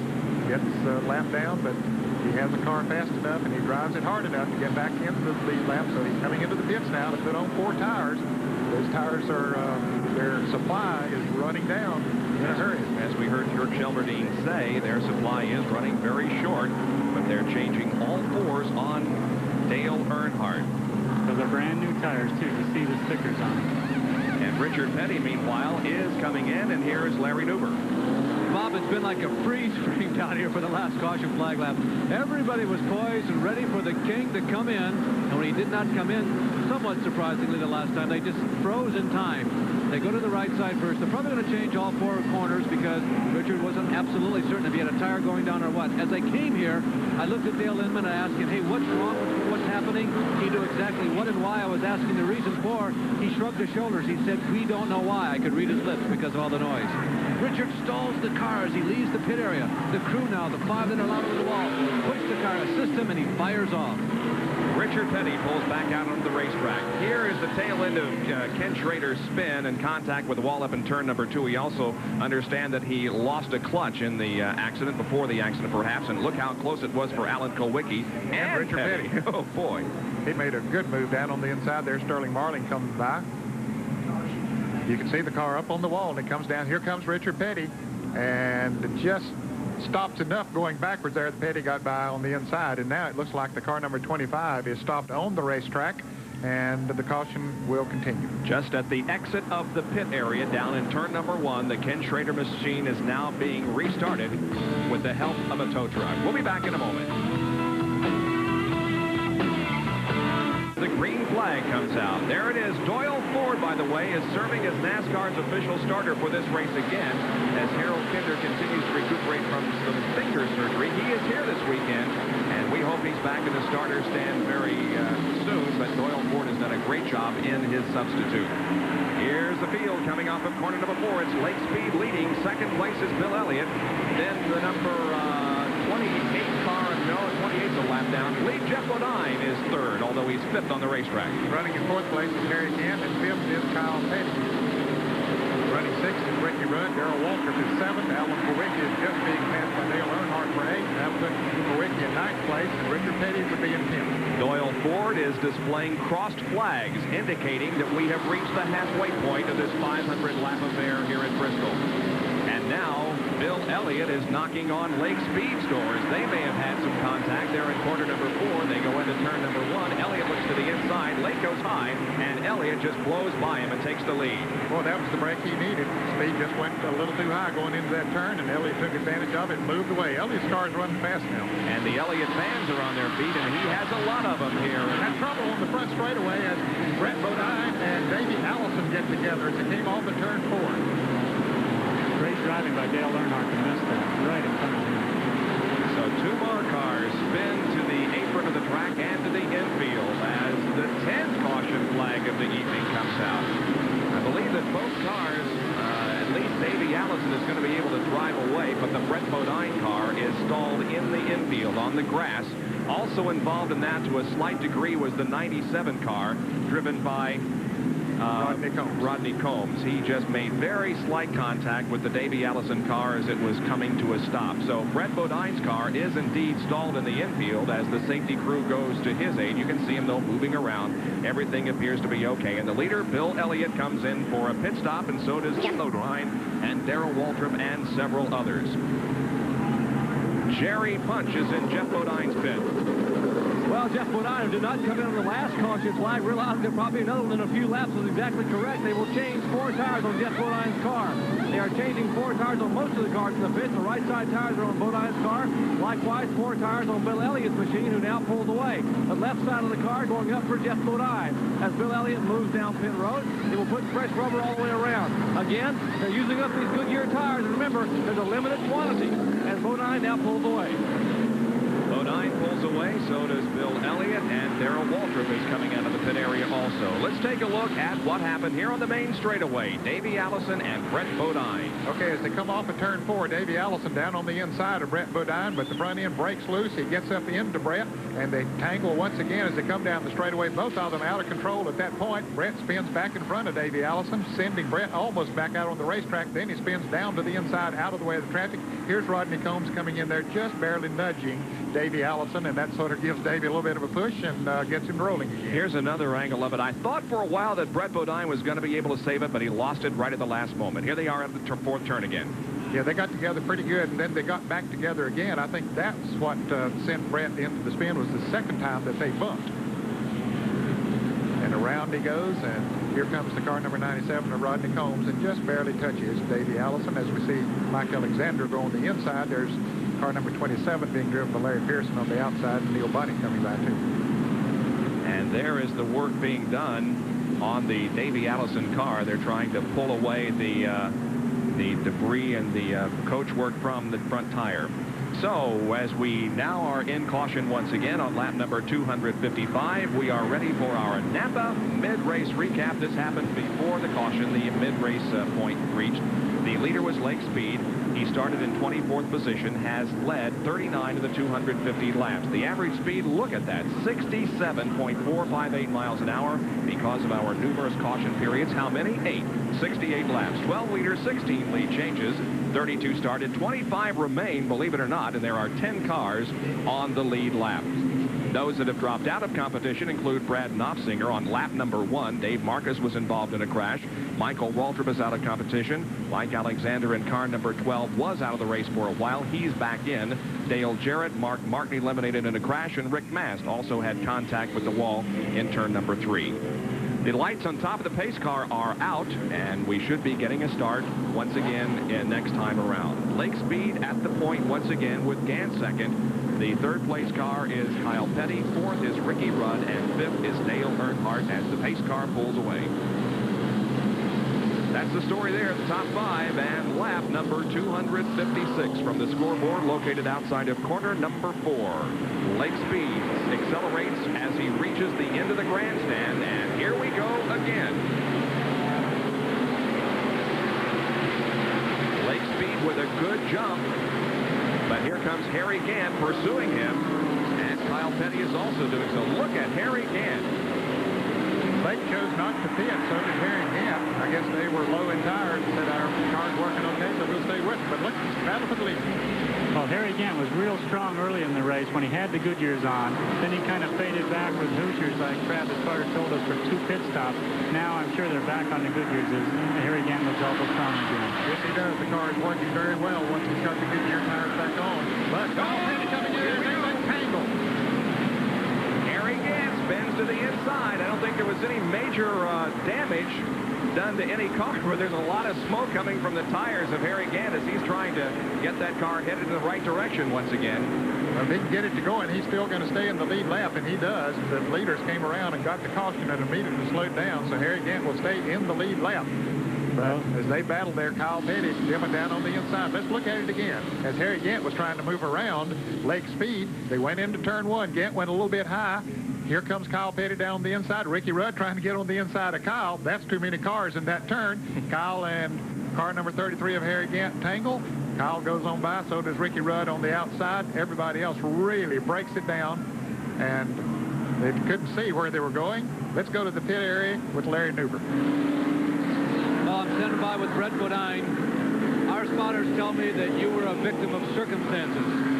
Well, you know, Davey was in a pretty big hurry, I think. You know, I had as much right to be in there as he did. We both were a lap down and racing for position, and, you know, he gouged me in the left rear and turned me around. I thought we were going to be all right. We spun, and then Davey hit me again. We both were out of control at that point, but you know, it was a shame. The car wasn't running half bad, and I think we could have got us a decent finish out of it. But, you know, you just hate it because guys get in too big a hurry.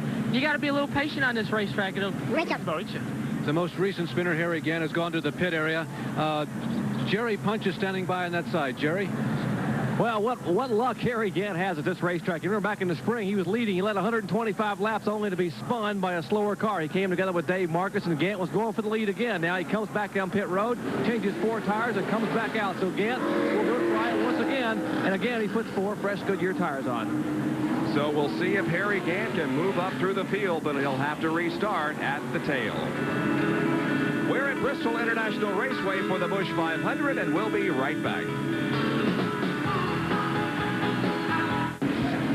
Well, we've had another caution period since you were away. We ran 1 lap under green and had another spinner.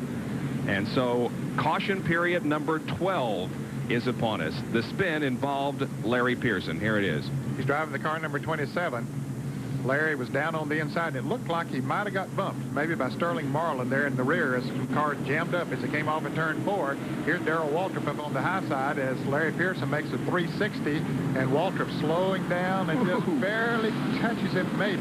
So he had his car slowed down and under control, and Larry Pearson, a very lucky soul there not to have got really clobbered as he came off of that turn. And you can see a lot of cars getting bunched up as they come in there, and I think Sterling Marlin might have come in there and hit him just a little bit, just enough to spin him around. Also getting through was the number 31 car, which was started by Butch Miller, is now being driven by Mark Martin in a relief role. I think it was one of those chain reaction deals where it looked like Bobby Hillen in the number 8 car slowed dramatically for some reason. Everybody bunched up behind him, and Larry Pearson with nowhere to go. I think he was more a victim on that one. Now, one thing that happened on that caution, Davey Allison got back in the lead lap. He passed Blake Speed as they came back down the start-finish line. We're going green again. We're going to try it. We are only 3 caution periods away from the record here at Bristol, and we are just past the halfway point. And I think we're going to make it. The question is, can we break the all-time NASCAR Winston Cup caution period record, which is 17, held at Martinsville. Great battle for second going on here as Lake Speed leads. Kyle Petty and Ricky Rudd are trading paint. Here is Dale Earnhardt also. What a 4-car battle for the lead we've got. Boy, they're battling as if it were the last 10 laps, and they still got over 200 laps to go. It's a very narrow racing groove out there, I'll tell you. These guys are just unbelievable running in this race. Look at the side-by-side action with Rudd and Dale Earnhardt. But Rudd would have no part of Earnhardt passing him on the outside, not right then anyway. Now Earnhardt will drive down on the inside. Oops.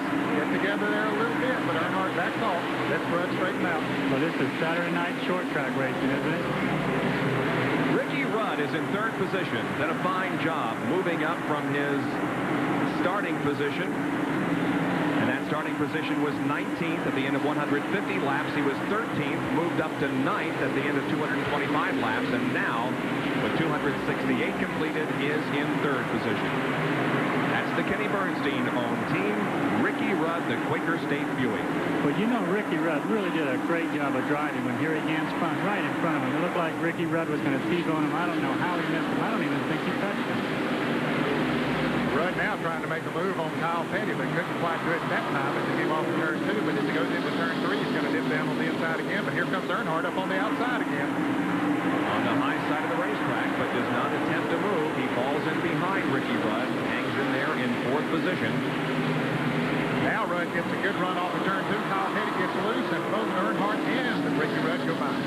So Kyle Petty loses 2 positions. He falls from 2nd to 4th as Ricky Rudd now will set out to pursue the leader, Blake Speed. Dale Earnhardt still hanging on and beating on once in a while.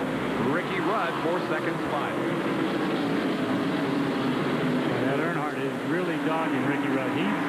He's come a long way, like Phil Elliott also, making up lost ground, getting back up to the front again. I think Dale Earnhardt has probably passed more cars tonight than anybody else on the racetrack. I think you're right. He's about to pass another one down on the inside of Ricky Rudd going into turn 3. But Rudd hanging on tight up there on the outside. But here comes Earnhardt. Let's see who wins this battle for second into turn number 1. Earnhardt with just a fender ahead. Now he pulls ahead cleanly, and Dale Earnhardt goes to second. We've also got some great action back a little bit further between Richard Petty and Jeff Bodine, and the number 33 car of Harry Gant is also battling for position. Well, Gant had, of course, come into the pits and put on 4 tires after he spun out, but he's coming back up there and getting in the thick of the battle again. We believe this to be for 7th, 8th, and 9th. And the number 20 car of Dave Mater III is pulling to the apron of the racetrack and headed for the pits on the back stretch. He's got a lot of smoke coming from that car, but there will be no yellow. We may have a change of leader here, though, in just a moment, as Dale Earnhardt is challenging Lake Speed for the lead. Here they come out of the 4th corner. They cross the stripe, and Lake has about a half a car length advantage on Dale Earnhardt. Let's see if Earnhardt has the faster line into turn number 1 and 2. They're side by side still down the backstretch, and Earnhardt just cannot seem to get around as Lake Speed hangs on. This is almost a replay of what we saw just a few laps ago when Dale Earnhardt was just trying to get his lap back, and now he's going for the lead.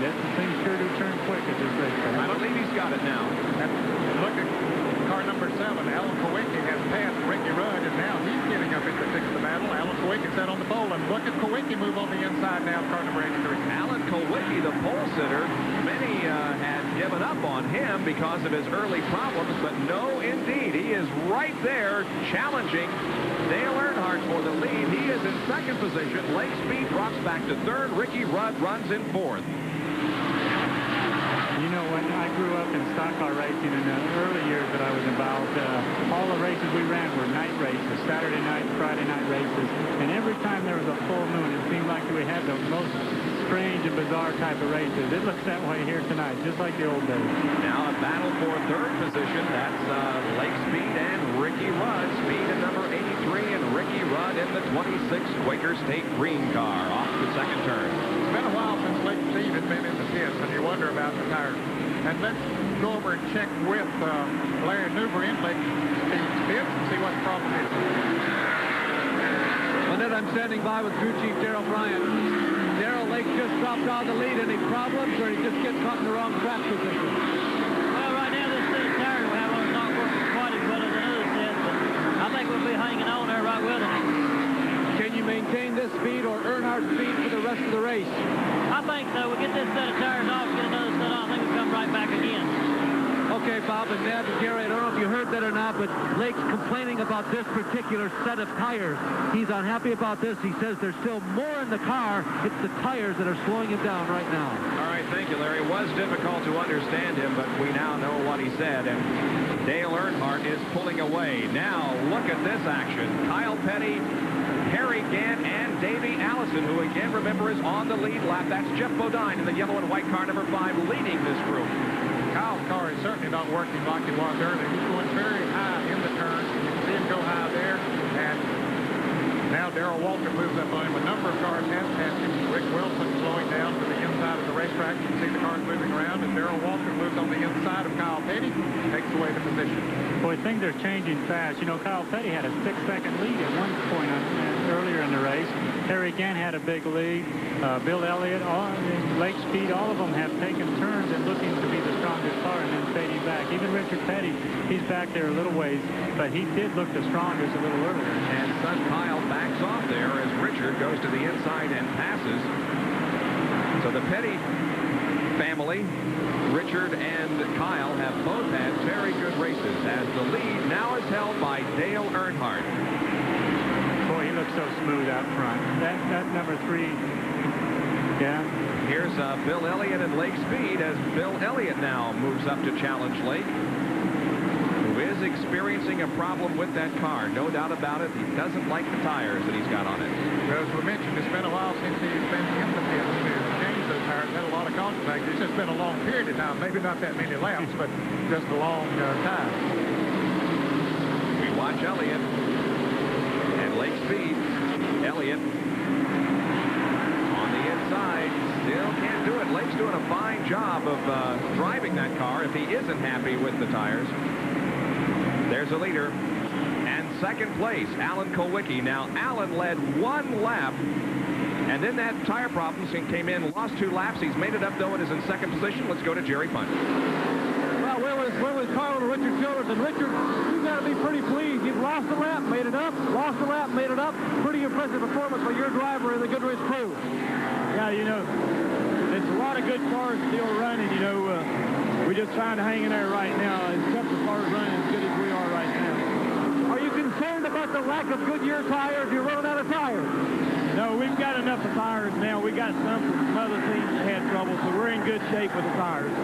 Well, Richard Childress may have won the bidding war for buying tires from other teams that have had problems, and that may just win the race for him here at Bristol. All right, so Dale Earnhardt does lead this race. There is Bill Elliott, the number 83 car of Lake Speed, and the 44 of Sterling Marlin. Marlin is not on the lead lap, but Jeff Bodine in the yellow and white car is.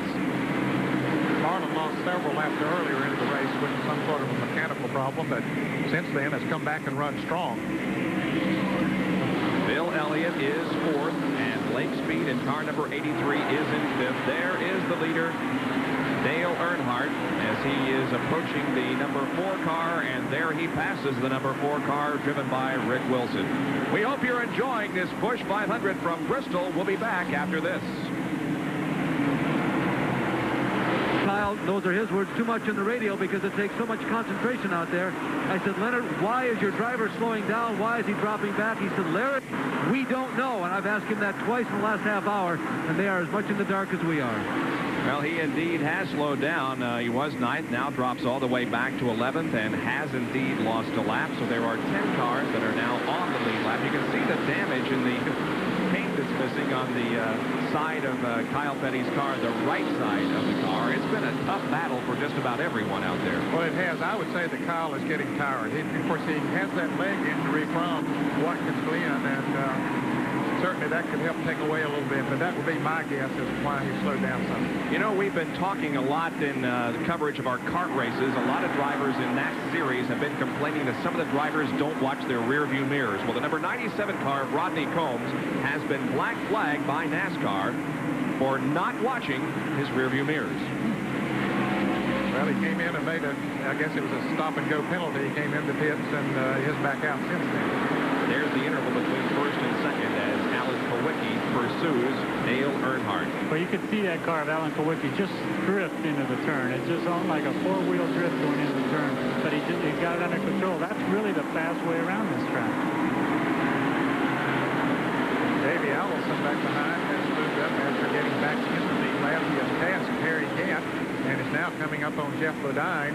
Bodine running into 6th position. Bill Elliott has moved around Lake Speed and has taken over 4th, dropping Lake Speed back to 5th.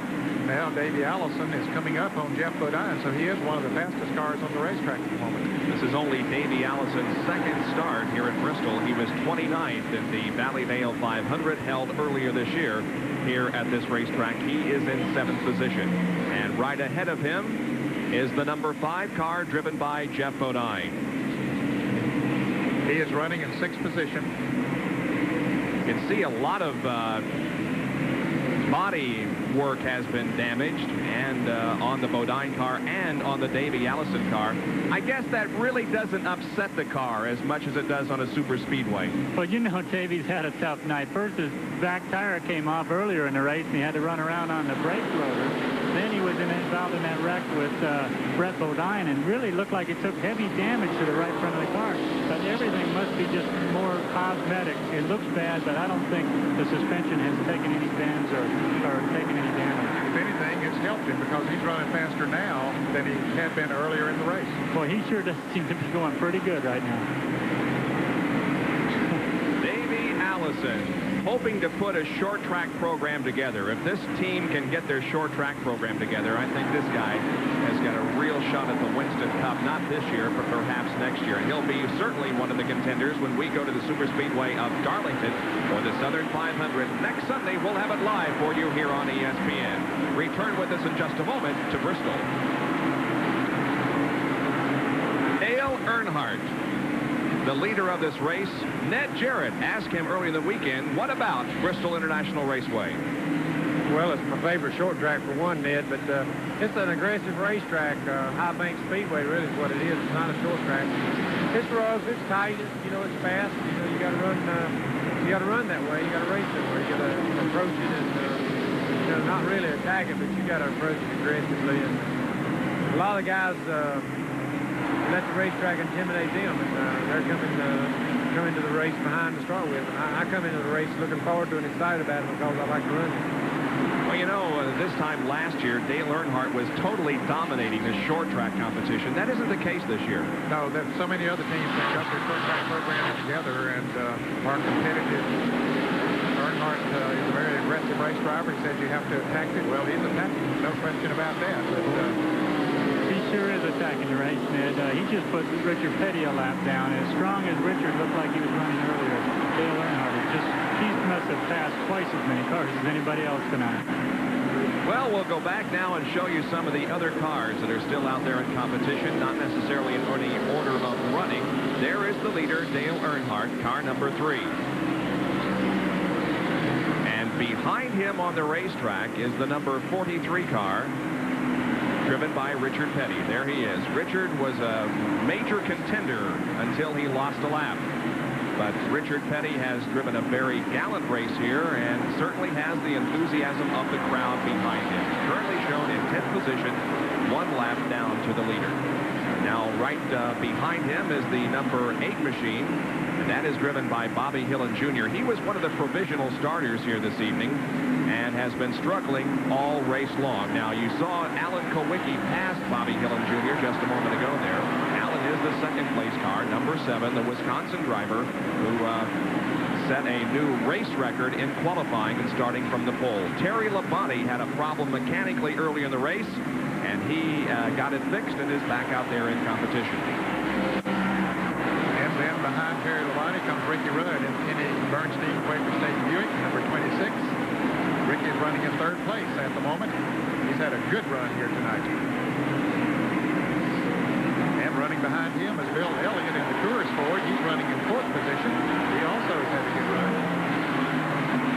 And running in 5th place is Lake Speed in car number 83. You can see the distance between he and Bill Elliott. Lake, one of his better short track performances. Next in line would be the car number 5 of Jeff Bodine. He's running in 6th position. All of them seem to be sort of settled down now and running a distance apart out there. They've seen all the things that's been going on here tonight. There's Davey Allison in 7th place in car number 28. It looks like Davey Allison's had a pretty tough time. His car looks awful beat up, but he's hanging right in there in 7th place. Next in line on the racetrack is the number 12 car, Mike Alexander. He was also in the garage area for a broken fuel pump, so he's many laps down at this time, but he's doing a pretty good job of hanging in there. The 27 car is the next car on the racetrack. Boy, that car has been through all kinds of trouble this week. He's in there now getting points for Rusty Wallace. He spun out one time when he got tapped from behind, and there goes Sterling Marlin around the 27. Almost all the way around. Sterling Marlin, he held on to it, went back behind the 27 car again, but Sterling Marlin has really had his hands full there. Here's a replay of the 44 car trying to pass Larry Pearson and getting just a little too high up into the loose stuff. Boy, he did a great job saving it, though, didn't he? That was a Dale Earnhardt job, no question about that.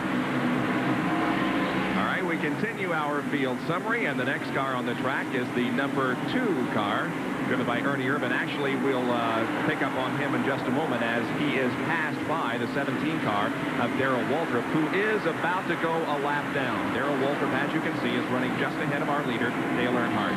And you wonder if why we didn't see the car number 33 of Harry Gant in that progression. He had made an unscheduled pit stop for a change of right side tires. And by the way, Ken Schrader is also in the pits for a lengthy stop. They've got the hood up on that car. The 55 car of Phil Parsons is next on the racetrack. He had just been passed by leader Dale Earnhardt not too long ago. Of course, Phil lost some laps earlier with an overheating problem. Darrell Waltrip's about to go a lap down as Earnhardt moves up on his back bumper. Trying to put the 9th place competitor a lap down. So there is the field summary that we have presented for you at the 342 lap mark. We'll be back with more in a moment from Bristol International Raceway. 49 laps completed at the Busch 500. Dale Earnhardt in the black number 3 GM Goodwrench Chevrolet leads the field. The number 17 car of Darrell Waltrip runs in 9th position. So at the moment, there are 9 cars on the lead lap, but Darrell Waltrip has been valiantly trying to stay on the lead lap. A good race on the track is the number 26 car of Ricky Rudd and the 9 car of Bill Elliott, and this is for 3rd position. The leader is Earnhardt, and 2nd place is Alan Kulwicki. And Blake Speed is in that battle for 3rd. He's running in 5th position right behind Bill Elliott and Ricky Rudd. It almost looks like Dale Earnhardt has kind of backed off from his fast pace that he was running earlier. You know, he was really just tearing through the field, and now he's kind of stabilized. Alan Kulwicki's on the same straightaway as Dale Earnhardt, and not really more than a half a lap behind is the 26, the 9, and the 83 car. Well, the number 9 car of Bill Elliott lost laps at the beginning stages of the race, and everybody had counted him out, but indeed he is right there and very much a contender for the win. Earlier we asked him, is this racetrack similar to any other on the circuit? This racetrack, it's only a little more than a half-mile long, but it's banked like Daytona, and there's no place like it. It takes a total different setup. It takes the cars, you know, I can feel more, sometimes I feel more comfortable at Daytona and Talladega than I do right here. Just about on the way the cars run and how fast you run for a shorter racetrack is what it is. Boy, what a tough break for Lake Speed. He visits the wall in turn number 2. Something obviously let go on the right side of the car. I'd say the right front tire blew as he went into turn 2 and shot him right into the wall. He really had a good run going here tonight. Sure did. Yeah, 5th place, and he was really challenging 4th and 3rd place with Bill Elliott and Ricky Rudd. This is a break for Darrell Waltrip because Darrell never did go a lap down to Dale Earnhardt, so that's going to keep him in the lead lap. Lake Speed's crew and Earnhardt is in. Here's Jerry Punch. Well, let's take a look at pit stop. Dale Earnhardt will be on the top, and we'll have Alan Kulwicki on the bottom. Dale Earnhardt's Goodrich Chevrolet getting right side tires, as well outside tires for Alan Kulwicki. They will go to the left side for both Earnhardt and Kulwicki. Earnhardt's crew fitting on the top and Kulwicki on the bottom. We'll see who will win the pit road race. Left side tires are going on Earnhardt's car. He will drop it off the jack. It looks like Earnhardt will be the winner down pit road. Here's Alan Kulwicki now on the jack. He will make his way down pit road. Let's go to Larry Newman. Jeff Bodine has pitted right next to Dale Earnhardt. He's already had the right side of his vehicle serviced. They go to the left side. By the way, there was an inordinate amount of debris in Jeff's grill. He had that slight contact with someone, and the grill, rather than being flat and fresh and flush in the front, is bent in a little bit. And in that little crevice where it's bent in, there was a lot of debris. Now, if this race goes the distance, some 150-odd laps or more, that could be a problem for him. Darrell Waltrip now comes in. And by the way, talking about pit strategy, the cars can now go the distance on the fuel that they have. Should we go green, that probably won't happen. Darrell Waltrip continues to get service in his pits. But the big question is whether or not the tires will hold up. Darrell Waltrip getting new, fresh rubber on the left side.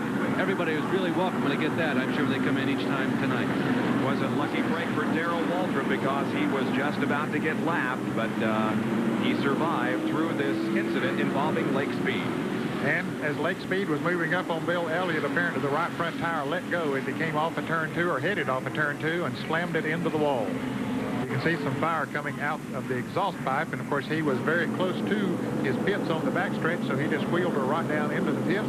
Darrell Bryant, his crew chief, and the rest of the Kmart Wins crew go to work on it, trying to get him back out there and see if he can make any more laps, try to pick up a few points.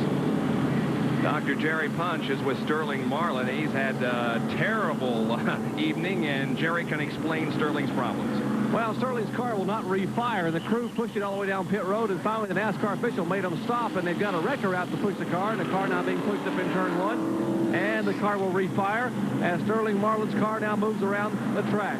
We are 358 laps into this Busch 500.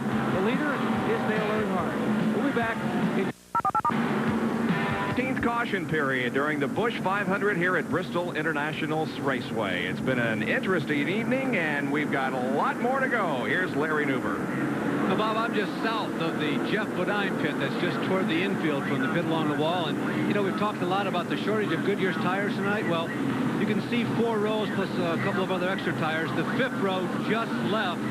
And the interesting thing about these 5 rows of tires, they were all stickers. Jeff Bodine does not have a shortage. And, you know, I walk over here and get a little closer to these tires, and I I see a chalk mark number 25, but that's been rubbed off and replaced with the number 5.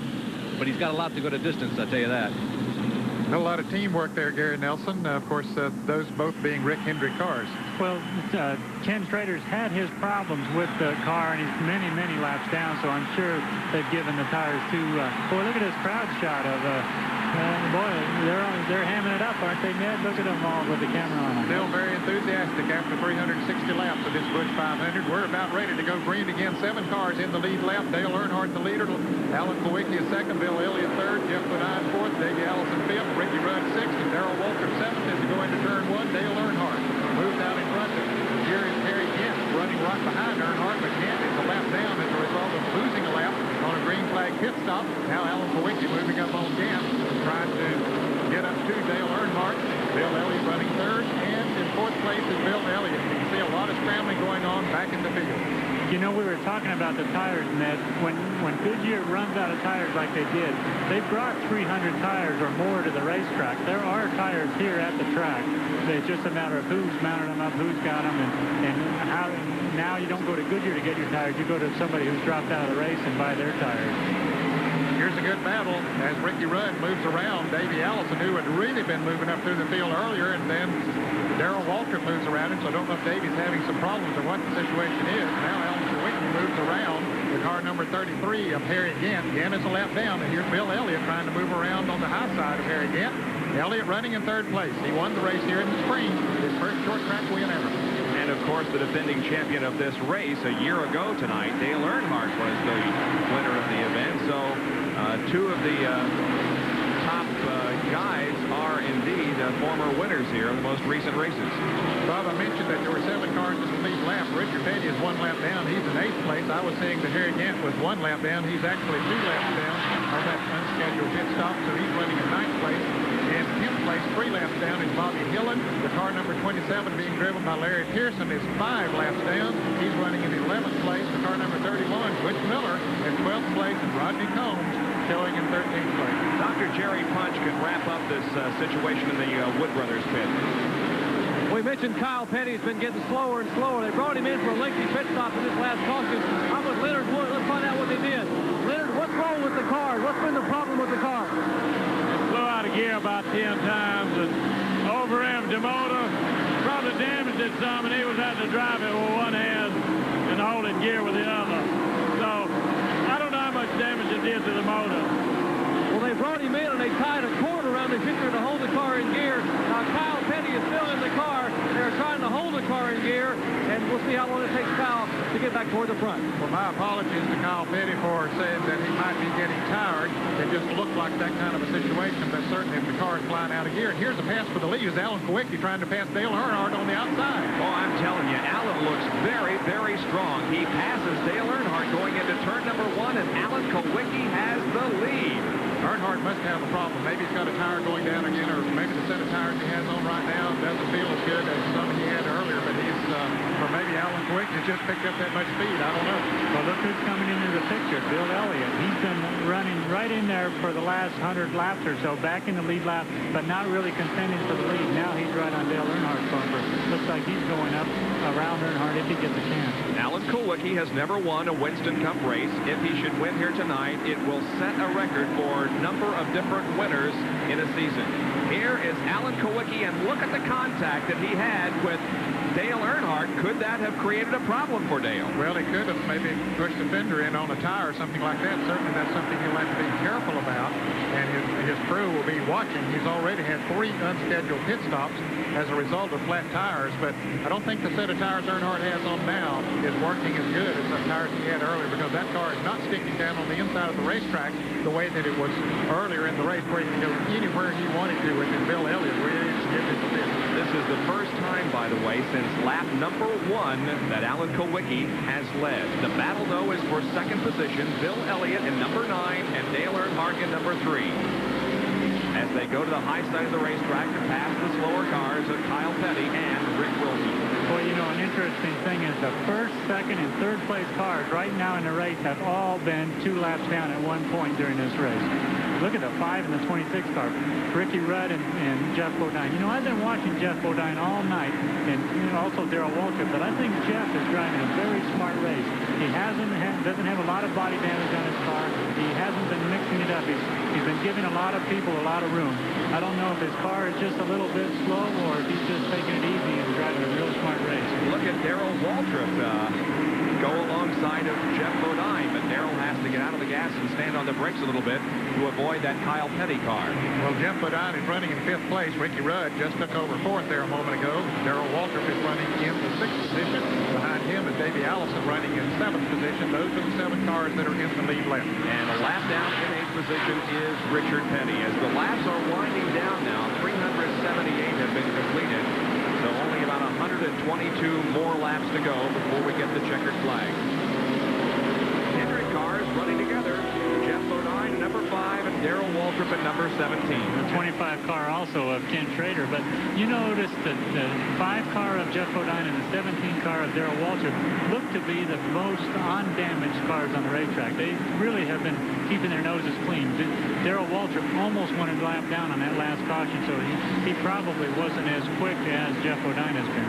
Well, we had mentioned that perhaps we thought there was a problem with the Dale Earnhardt car, but not really, because he has closed the gap in once again on Alan Kulwicki. It could be that the set of tires that he put on might have had a little bit of push in them, and after they run them and get them heated up, the car will loosen up a little bit, and now that they've run 10 or so laps, maybe that's coming into play.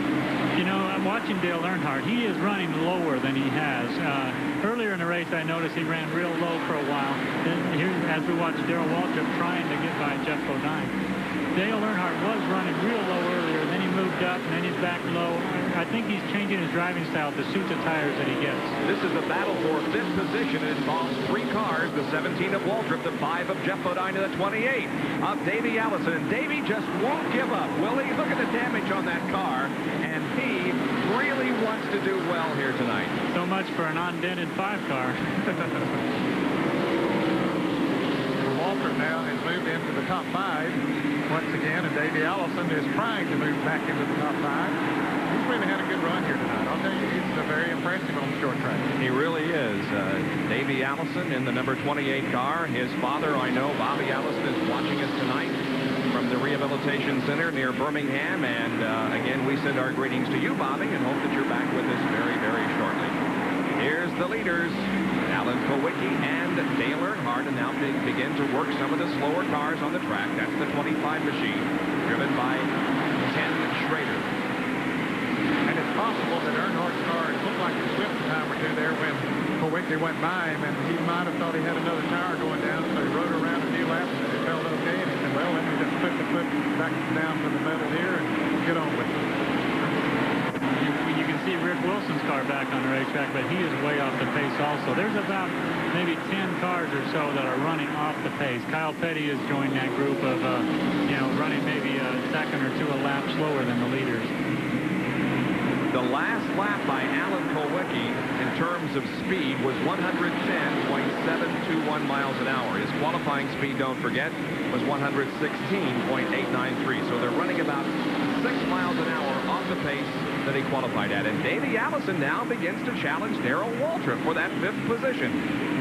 Boy, I've got to be impressed with Davey Allison. This has got to be the strongest he's ever run on a short track. I think he must have gained quite a bit of confidence in that win at Michigan last week, because he is really driving a different short track race than I've ever seen him drive. Good run for Davey Allison, but it's also been a good run for Alan Kulwicki. Now he's behind. Is he losing the lead? Yes, he is. Dale Earnhardt goes into the lead as Alan Kulwicki got hung up just momentarily behind the Bobby Hillett car. Well, I think Kulwicki went a little bit high in that turn, and Earnhardt, he is quick to take advantage of any little slip by anyone in front of him and move right around him. Now Bill Elliott is in 3rd position and is moving in to challenge Alan Kulwicki for 2nd. Boy, there are, 5, 6, 7, maybe even 8 drivers. All of them are on the lead lap, are still right in there in contention. Anybody could win this race. Yes, there are 7 cars in the lead lap at the moment, and you're right. Either one of those 7 could still win it.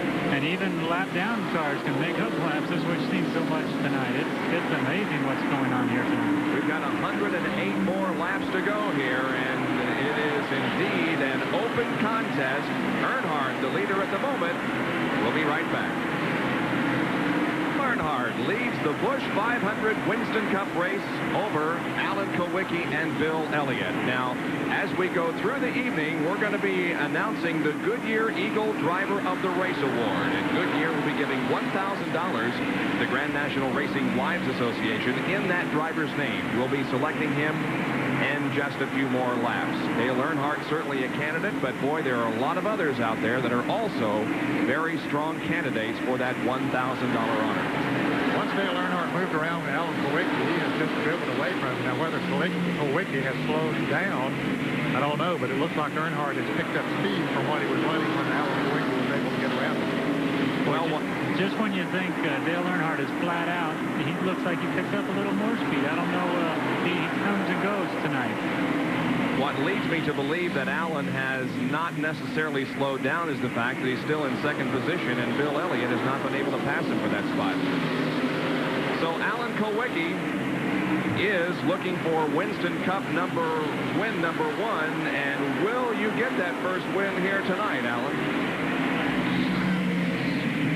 There were two tracks on the ASA circuit, Bristol and Winchester, Indiana, that are similar to this, a real high bank, fast half mile, and I had run on this track a couple of times with ASA cars, so I had a little bit of experience before I ran a Winston Cup here for the first time. Alan Kulwicki and Mark Martin, both of whom started on the front row, were from the ASA rankings, and both of them doing fine in Winston Cup competition. Larry Newber has a report on Alan Kulwicki. Well, remember when we were down in the Jumbo-Dime pit a few moments ago, we saw those 5 sacks or 4 sacks left in stickers. Now I'm in the back of Alan Kulwicki's pit. I only see 1 set of floor stickers. But the interesting thing is, it's a wide variety of people they have borrowed tires from. I see chalk marks on these tires from Mark Martin's car, the Junior Johnson Terry Labonte team, Ernie Irvin and D.K. Ulrich and Rusty Wallace. This is a potpourri of tire sack here. They say they've got enough, not as many stickers as Bodine, but they borrowed from at least 4 different teams. All right, thank you, Larry. That's Kulwicki and Bill Elliott battling it out for that second position. We have had a new record established here tonight for number of lead changes at Bristol. We have had 23 lead changes among 13 drivers. That's how competitive the racing has been here this evening. Now, Bill Elliott still looking for the opportunity to go into second position and pass Alan Kulwicki. There's also a good battle for the 5th position. Ricky Rudd holds it right now, but Davey Allison is really working on him. Rudd's car goes a little high, and here's Allison trying to dip down on the inside, but he can't take the pass that time around. Well, that is an awful-looking front fender 128 car. It's going to spend a few hours in the body shop when this race is over. You can see him as he dips down on the inside. As Rudd's car goes a little high, David comes down on the inside, but he can't get traction off the turn. And Rudd does get traction coming off high, so he's able to stay out in front of there. Rudd goes high again. Davey down on the inside. Certainly you think of super speedways as Davey's forte, the kind of tracks that he likes. He was 3rd in the Trans-South 500 at Darlington earlier in the year. We're going to Darlington next weekend for the... and we have a battle for second position, a change of position, as a matter of fact, as Bill Elliott has passed Alan Kulwicki. We'll be at Darlington for the Southern 500 next Sunday. And Elliott just moved around with ease on the outside. Evidently, Alan Kulwicki is having a problem because he has slowed. Elliott has pulled away more than a second in that 1 lap since he passed him. And back at this battle once again, Ricky Rudd and Davey Allison still running very close together. Here's a replay of how Bill Elliott took over second position from Alan Kulwicki. The car's now in turn number 2. And you can see he pulls right up on the back bumper. Looks like he's going on the inside. He faked him out and then went on the outside as Alan slowed to go into turn 3. Bill Elliott just drove up on the outside and drove around him. Well, just like a football player there with a little fake. Yeah, a little fake move. You know, the best passing has taken place on the outside. Here's Davey Allison struggling and struggling with Ricky Rudd trying to get by on the inside. It takes a lot more car. He finally makes his pass, Ricky Rudd. But it looks like it's a pretty easy pass on the outside for somebody like Bill Elliott or somebody like Dale Earnhardt. Larry can tell us why Alan Kulwicki is dropping back. is a very sad story because I thought this guy was in a very good position to win his first race ever in his career. Alan Kulwicki has lost the cylinder. The gamer that he is, he's going to try and stick it out. His chances for victory are over.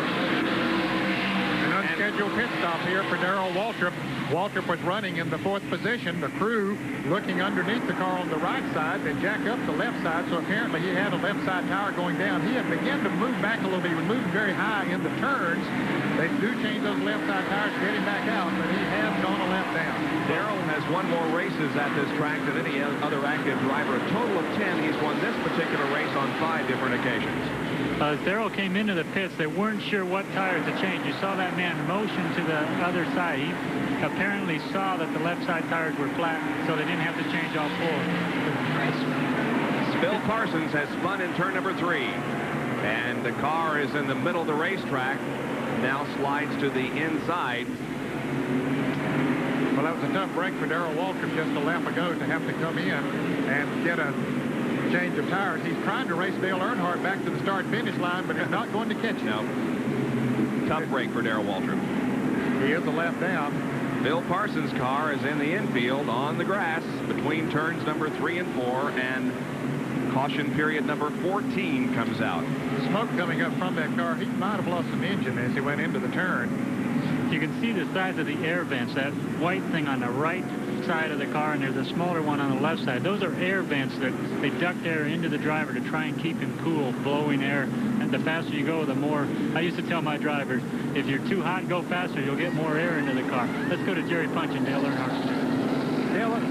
Dale Earnhardt comes down pit road. Earnhardt on the top of your screen. Bill Elliott on the bottom getting the tire change. Earnhardt's crew, we're finishing the right side tire change. They will come around to the left side. Elliott's crew still getting right side tires on the Coors board. Now they move to the left side of the car. Earnhardt's crew already has the left side tires on. Good pit work by the Goodrich crew. Earnhardt's car down and away. Bill Elliott's car still in the pit, still on the jack for Bill Elliott. And they get those left side tires on. Elliott's car now off the jack, and he's moving down pit road. Earnhardt and Elliott both move back out onto the racetrack. Alan Kulwicki is also moving out. Jeff Bodine's service is completed. The Rick Hendrick crew working on that car and getting it back out onto the racetrack. Now we can go back and replay the reason for the caution. It involved Bill Parsons. And you can see he had already lost the car and spun around going into turn 3. He clipped the wall on the outside. You see Harry Gant going by there. There's another car going. Ricky Rudd has been in and out the pits. So Bill Parsons, apparently the engine did not blow because he's got the car going again, and he's in the pits right now, and they're about to change the tires on it. So evidently just lost it going into turn 3. Ricky Rudd catching up with the tail of the field as Alan Kulwicki is in, and they have the hood up on that car as they try to assess the problem. Larry reported a few minutes ago that he had lost a cylinder in that car, but they're buttoning it up once again and about to send Alan Kulwicki back out in competition. If he can't win, he'll get as many Winston Cup points as he possibly can. Back in a moment with more of the Busch 500 from Bristol. We are back for another restart. Here's the green flag, and we are back to racing. Darrell Waltrip to the inside. He did lose a lap during that little incident. The cars on the outside are on the lead lap, and there are 6 of them. Earnhardt is the leader. Bill Elliott and Jeff Bodine. The number 28 car of Davey Allison. Then Ricky Rudd. And the number 7 car of Alan Kulwicki is also on the lead lap. Dale Earnhardt got a real good jump on the start, but here comes Bill Elliott just in a couple laps, got his momentum going. He's right on Earnhardt's bumper now. That's Bill Parsons moving to the inside of the racetrack on the main straightaway as Bill Elliott now pursues Dale Earnhardt. Elliott looks stronger right now than he's looked all night long. However, he has run good all night, but this is the first time that he's been able to challenge Dale Earnhardt. Bill Elliott has won 4 times this year in Winston Cup competition. Dale Earnhardt has won on 2 different occasions. It'll be interesting to see after about 10 laps if Earnhardt, the last time his car was not too good for about 10 laps. Alan Kulwicki moved around him, then all of a sudden Earnhardt picked up some speed and took off. It'll be interesting to see if he can do the same thing again. It appears as if Rusty Wallace, as we watch Bill Elliott now move move to the inside of Dale Earnhardt. It appears that Rusty Wallace is going to lose the points lead after this race, because here is the third place guy, Earnhardt, in the points, and the second place competitor, Bill Elliott.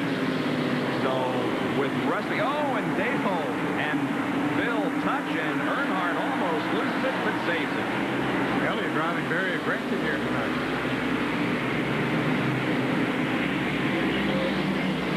Well, that is going to be a tough move for Bill Elliott to go around Dale Earnhardt. And you know they're both running flat out right now with, what, less than 80 laps to go. Back 71 more laps to go as 429 laps have been completed. Let's go back and take a look at that once again. Some contact between Elliott and Earnhardt. Elliott was trying to get down on the inside, but couldn't do it as he came off of turn 2. But as he go into turn 3, he drives in a little bit harder, puts the bumper to Earnhardt, wiggles Earnhardt's car just a little bit. Earnhardt pulls it out and maintains the lead.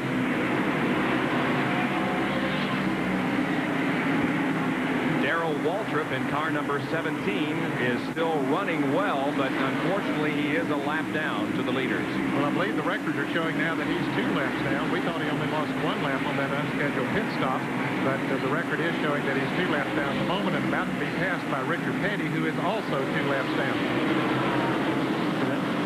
That is a race for position there. There is Richard moving to the inside and passing Darrell. Let's go to Larry Newber for... Well, first of all, a little bit of a recap. The first time that Darrell came in just before the caution under green was because the left rear tire had gone down.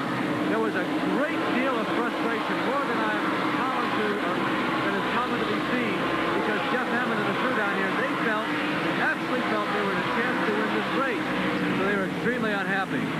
Now, there perhaps is another tire going down. So we'll continue to watch the Darrell Waltrip car and see if indeed he will make another pit stop. If he feels that the tire is going down, he'll undoubtedly come in once again and have it checked. There is first and second, once again, Dale Earnhardt and Bill Elliott.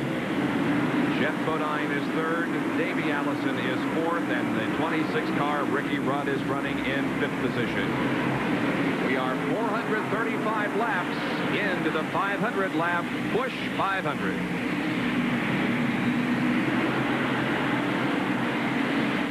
Time, the crowd is wide awake on its feet, cheering and having a great time here at Bristol International Raceway, watching the Busch 500 Winston Cup race. We're having a great time bringing it to you, and we are 60 laps from the end of the race.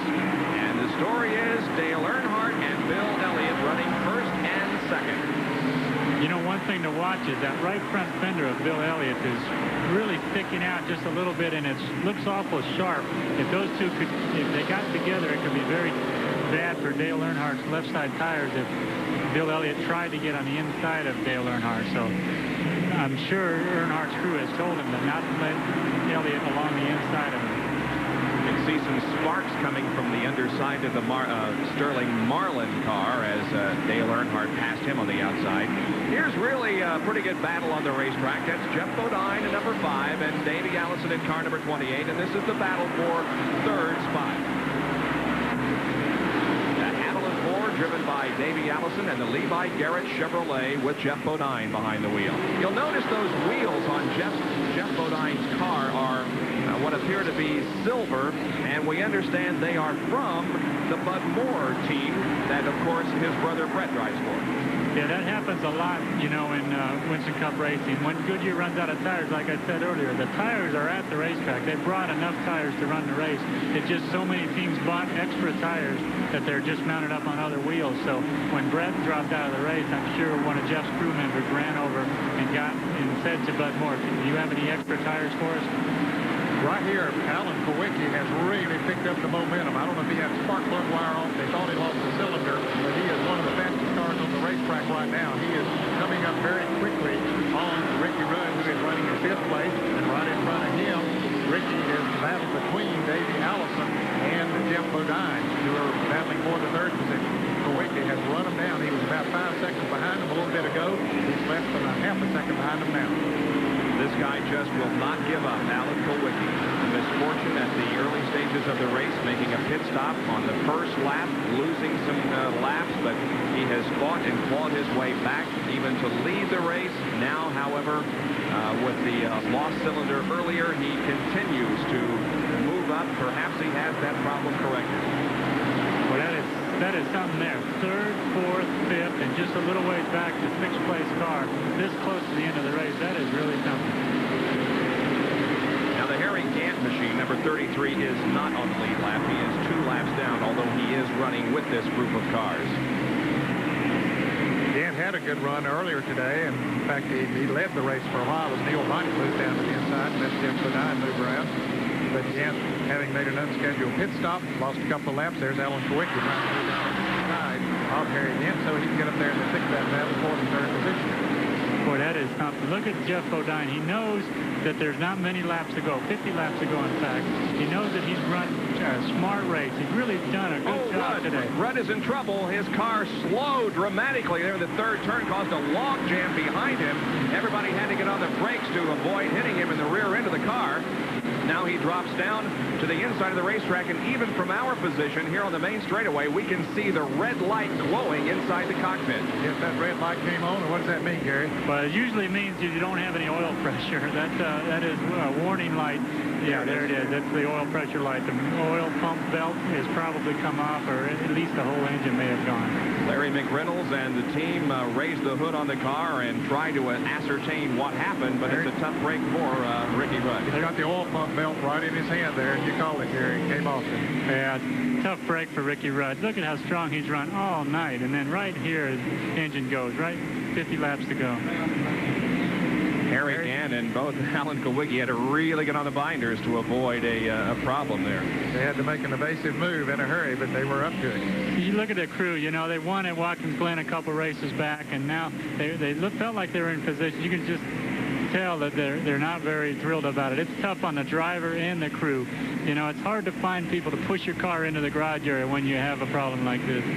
Well, we have a report, Gary, that the harmonic balancer might have broken on the car, which would have caused the belt to come off. Right, exactly. The harmonic balancer is the drive for the oil pump belt. That's on the front of the crankshaft, and those things have been giving a lot of trouble. Once they start vibrating, it throws the belts off. The Quaker State Buick goes behind the wall as Lake Speed is struggling on the racetrack. Here's another guy that ran very, very well. He's come back into the race, but very, very slow on the track. The leaders are Dale Earnhardt and Bill Elliott, and Earnhardt has a 8 or 9 or even 10 car length advantage on Bill Elliott. And we go back and pick up this battle for third now between Jeff Bodine and Davey Allison. And right there also behind Harry Gant, who again is 2 laps down, is the 7 car of Alan Kowicki. That's third, fourth, and fifth. Well, Kowicki caught that bunch of cars in a hurry, but he hasn't been able to do anything with them since he caught them. He had been, as I said, 4 or 5 seconds behind them. He ran them down in about 10 or 12 laps, but since he's caught them, he hasn't been able to move around. Well, Jeff certainly is not out of this race by any means, and he's had his troubles over the years here at Bristol. Does this track owe you a win, Jeff? It's hard to say any particular track owes you one. You got to go out there and earn it. So, no, I don't feel like this track owes me one. I owe myself a good run here. I've had good runs going, and, you know, an accident here, an accident there, a blown engine, or a flat tire. I owe myself. Well, Jeff Bodine is certainly not out of the hunt by any means, although he does have a little bit of racetrack between himself and the second-place car driven by Bill Elliott. But he doesn't have much room between he and the fourth-place car, Davey Allison. Now they've moved away a little bit from Alan Kowicki. Alan Kowicki has now moved around the lap car of Harry Gant. You can see Kowicki there coming into the picture. He's about 10 car lengths behind Davey Allison. Bill Elliott continues to really set a terrific pace here in the late stages. He is about a half a lap ahead of this Jeff Bodine and Davey Allison group of cars. And there is the interval between first and second, and Dale indeed has opened it up just a little bit. Yes, he has. He's moved away, and I think that Earnhardt is running maybe not as hard as that car will go. He's just keeping Elliott at a good pace behind him, but yet as he moves through traffic, he's able to pull away a little bit from him. So I think he's able to work traffic a little bit better than Elliott is at this point. But Dale's car sure looks awful smooth. You can see it riding over the bumps. A few sparks there, but the tires are really working into the bodywork. The springs and shocks look to be pretty close to perfect on that car. It's not being upset much by the bumps, and that's probably why he's been able to make up the laps that he's done earlier. You know, tire problems put him behind, or else he may have led this whole race. He looks awful strong. There are 33 laps as Dale crosses the line. 33 laps to go in the Busch 500. Earnhardt leads. Elliott is second. We'll be right back. Bob Jenkins, Ned Jarrett, Gary Nelson, Larry Nuber, and Jerry Punch back at Bristol International Raceway as we are in the closing laps now of the Busch 500. 471 have been completed. Let's go to Larry Nuber, who is with Ricky Rudd, who dropped out of competition just a few laps ago. Ricky Rudd has missed significant fault to hold the oil pump on. That's what put Ricky out of the race. Ricky, the team affectionately refers to your car as the pickle. The pickle was a sweet pickle for a while tonight, then it turned dill. Well, you know, we had things going our way pretty good. I guess it ended up being a 50-cent volt that put us out of this race. It's a little bit discouraging to run that long and all of a sudden have to fall out, but this Quaker State Buick run real good all night. The guys did a great job keeping us up front. Ricky, there was so much talk about the track being dangerous because of its surface before the race began. I really haven't sensed that in this race. How do you feel? Well, the biggest concern, you know, other than the bump, was the resurface job in turn 3. In practice, a lot of that track was coming apart, and it was a one-groove racetrack. But I was really surprised to see two distinct lines getting into the third corner. It turned out to be not too big of a problem after all. Well, this really wasn't mechanical failure in the classic sense of the word. It was stress, maybe from the pressures of running in a high-banked half-mile racetrack. Ricky Rudd out of competition here this evening. You know, one thing we should mention, the track tried very much to get this racetrack better. Unfortunately, it didn't quite work out that way, but our hats off to Larry Carrier and the owners of this Bristol International Raceway. Whenever we come here, we find it absolutely spanking clean. Everything is painted well. It's a beautiful facility to come to. Well, in our opinion, the Goodyear Eagle driver of the race is Alan Kulwicki. So Goodyear will be sending a check for $1,000 in his name to the Grand National Racing Wives Association. It will be from a very good driver to a very good cause. Alan Kulwicki has come back from numerous obstacles and problems this evening. He sat on the pole. He lost some laps. He came back to lead the race. Unfortunately, is not up to full song at the moment, but it's been a very good race for Alan Kulwicki, and we think he should be the driver of the race. Well, here's Dale Earnhardt about to put another lap on Darrell Waltrip, who is already running 2 laps down. Earnhardt passed Richard Petty not too long ago. Richard is now 3 laps down. There's Harry Gant right in front. Darrell Waltrip and Gant is 2 laps down at the moment, running in the 6th position. We need to watch if Darrell holds up Dale Earnhardt any at all. Bill Elliott's going to be right back in there again. So Earnhardt's got to be thinking that he's got to get around Darrell Waltrip, Harry Gant, and the next 2 cars ahead of him just to keep Bill Elliott away from him. Try and get some cars between them. Well, Dale will pick up 5 bonus points tonight for leading the majority of laps. He has led 179, or had led 179 of the 465 laps, so that means he has led more laps and will lead more laps than anyone else. And 5 very important bonus points. Again, he was 3rd in the Winston Cup point standings coming in, 157 behind the leader, Rusty Wallace. And here goes Dale to the outside, but look how close Bill Elliott now is to Dale Earnhardt. Well, exactly what Gary Nelson said. He was not able to get around Walter too quick, but now they have moved to the inside of the racetrack, and that gave Elliott a chance to catch up. But both Gant and Darrell Walter moved down out of the way and let the front runners go ahead. Bill Elliott goes to the high side of the racetrack now, 33 and 17. They are both 3 laps down and are battling for position. So you got to also consider that when you see the runners coming up on you very quickly. Yes, they're battling for the 6th position, and now Darrell Walter trying to move up from Harry Gant to take the 6th position away, and Bill Elliott continues to stalk Dale Earnhardt. We're going a little bit over our prescribed time on the air tonight because of the numerous caution periods that we have had. And by the way, we have had 14, 1 shy of the record here. So ESPN Sports Center will be coming up in just a few minutes, immediately following the conclusion of this race. And we are only 14 laps from the finish. Yeah, Well, stick around. It's going to be one heck of a finish, too. You better believe it is. Is it going to be Earnhardt or Elliott or someone else? Well, they're coming up on Alan Kowicki, who's running in the 5th position now. Kyle Petty in there, and the car number 8 of Bobby Hillen. Hillen currently shown in the 10th position, even though he's some 5 laps down. All right, it's that time of the race where we pick the winner. Let's go first to Gary Nelson. Well, I'm going to have to take the guy who's looked the strongest to me all along. You know, I would give the coolest move of the race award to Ricky Rudd. He looked so good in that wreck with Harry Gannon, saved the car, did everything right, and then dropped out. But the race winner, I think, would have to go, at least in my opinion, to Dale Earnhardt. Well, he's my pick right now, too, because the car has been so strong all night long, even though he's got company on his back bumper there right now. But I'll go with Dale Earnhardt. All right, let's go to the pits. Jerry Punch, your opinion, your choice. I'll echo that sentiment, gentlemen. Dale Earnhardt off the cup speed at Bristol at night, and he's looking awfully stout right now. The crew very confident. Dale Earnhardt, my vote. Larry. Obviously, you can't pick away from the black car. The only thing I'll tell you is I was asking the pit several times before the race began, who's going to win? This is an Earnhardt racetrack, and he's very good. 10 laps to go. Just to be different, I'm going to pick Bill Elliott. I think Dale will win, but just in case Bill wins, I'm going to come out a real hero in this one, aren't I?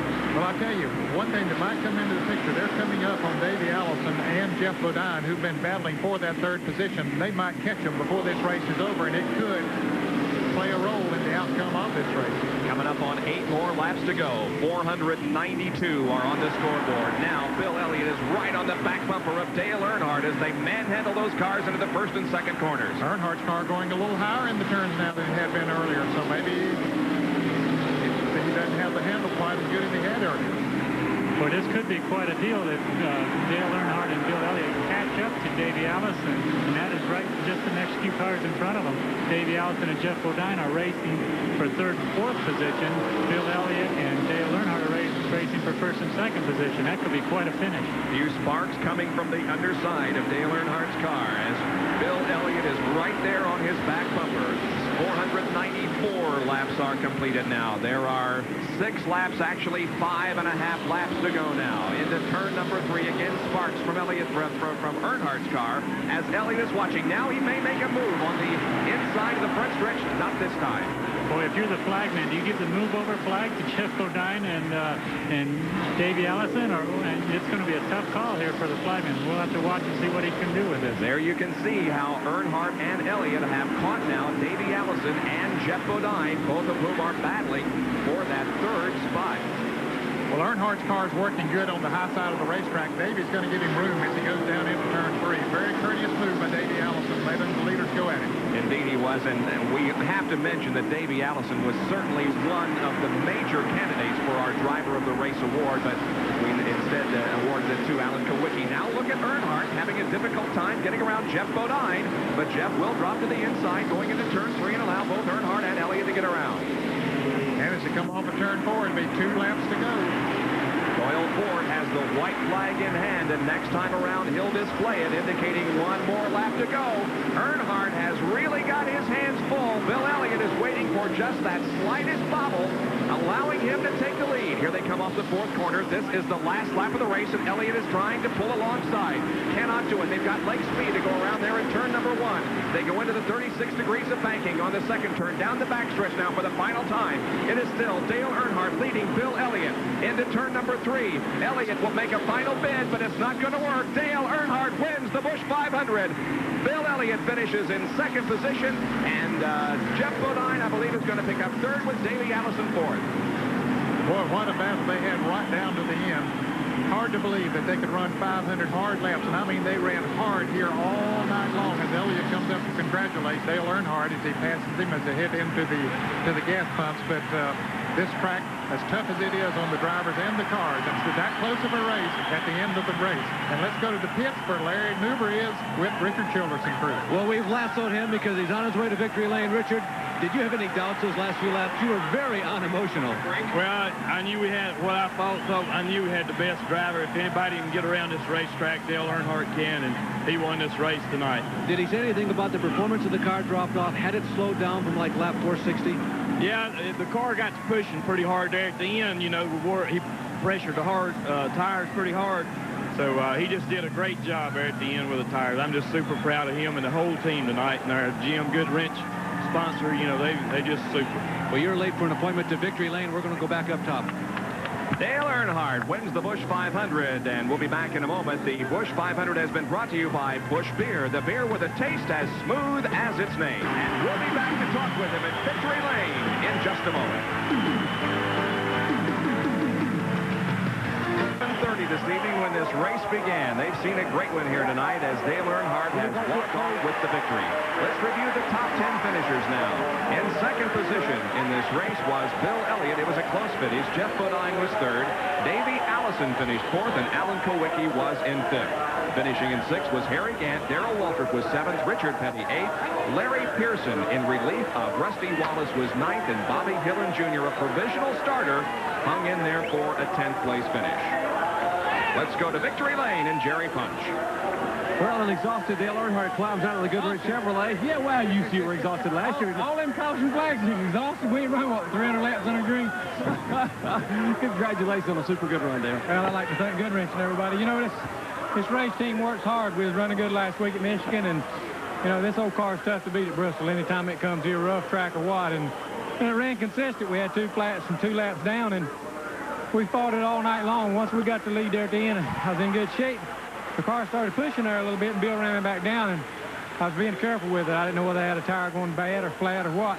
And I was just trying to be careful and keep him at bay, and, you know, it worked out. Well, Bill Elliott really gave you a run for the money toward the end, but you were able to hang on. Well, that's true. He was strong all night. He ran consistent. He made some laps up, too, from flat tires and whatever. And, you know, it was a rough night, really. We had a lot of cautions, thank good Lord nobody's hurt. But, you know, it was a good night for the Childers team and Goodrich. Dale Earnhardt picked up his 7th career win at Bristol International Raceway, his 3rd win of the year here at the Busch 500. Gentlemen. And his 34th career victory this evening. Our Winner's Circle interview has been brought to you by Goodyear Eagle Tires. Goodyear, because there really is a difference. So the celebration is continuing in Victory Lane. We'll be back to wrap up this evening of racing for you from Bristol right after this. Raceway and the results of tonight's race with Dale Earnhardt winning and Bill Elliott finishing in second position scrambles the Winston Cup points. Unofficially, Bill Elliott has the Winston Cup point lead with 3,027.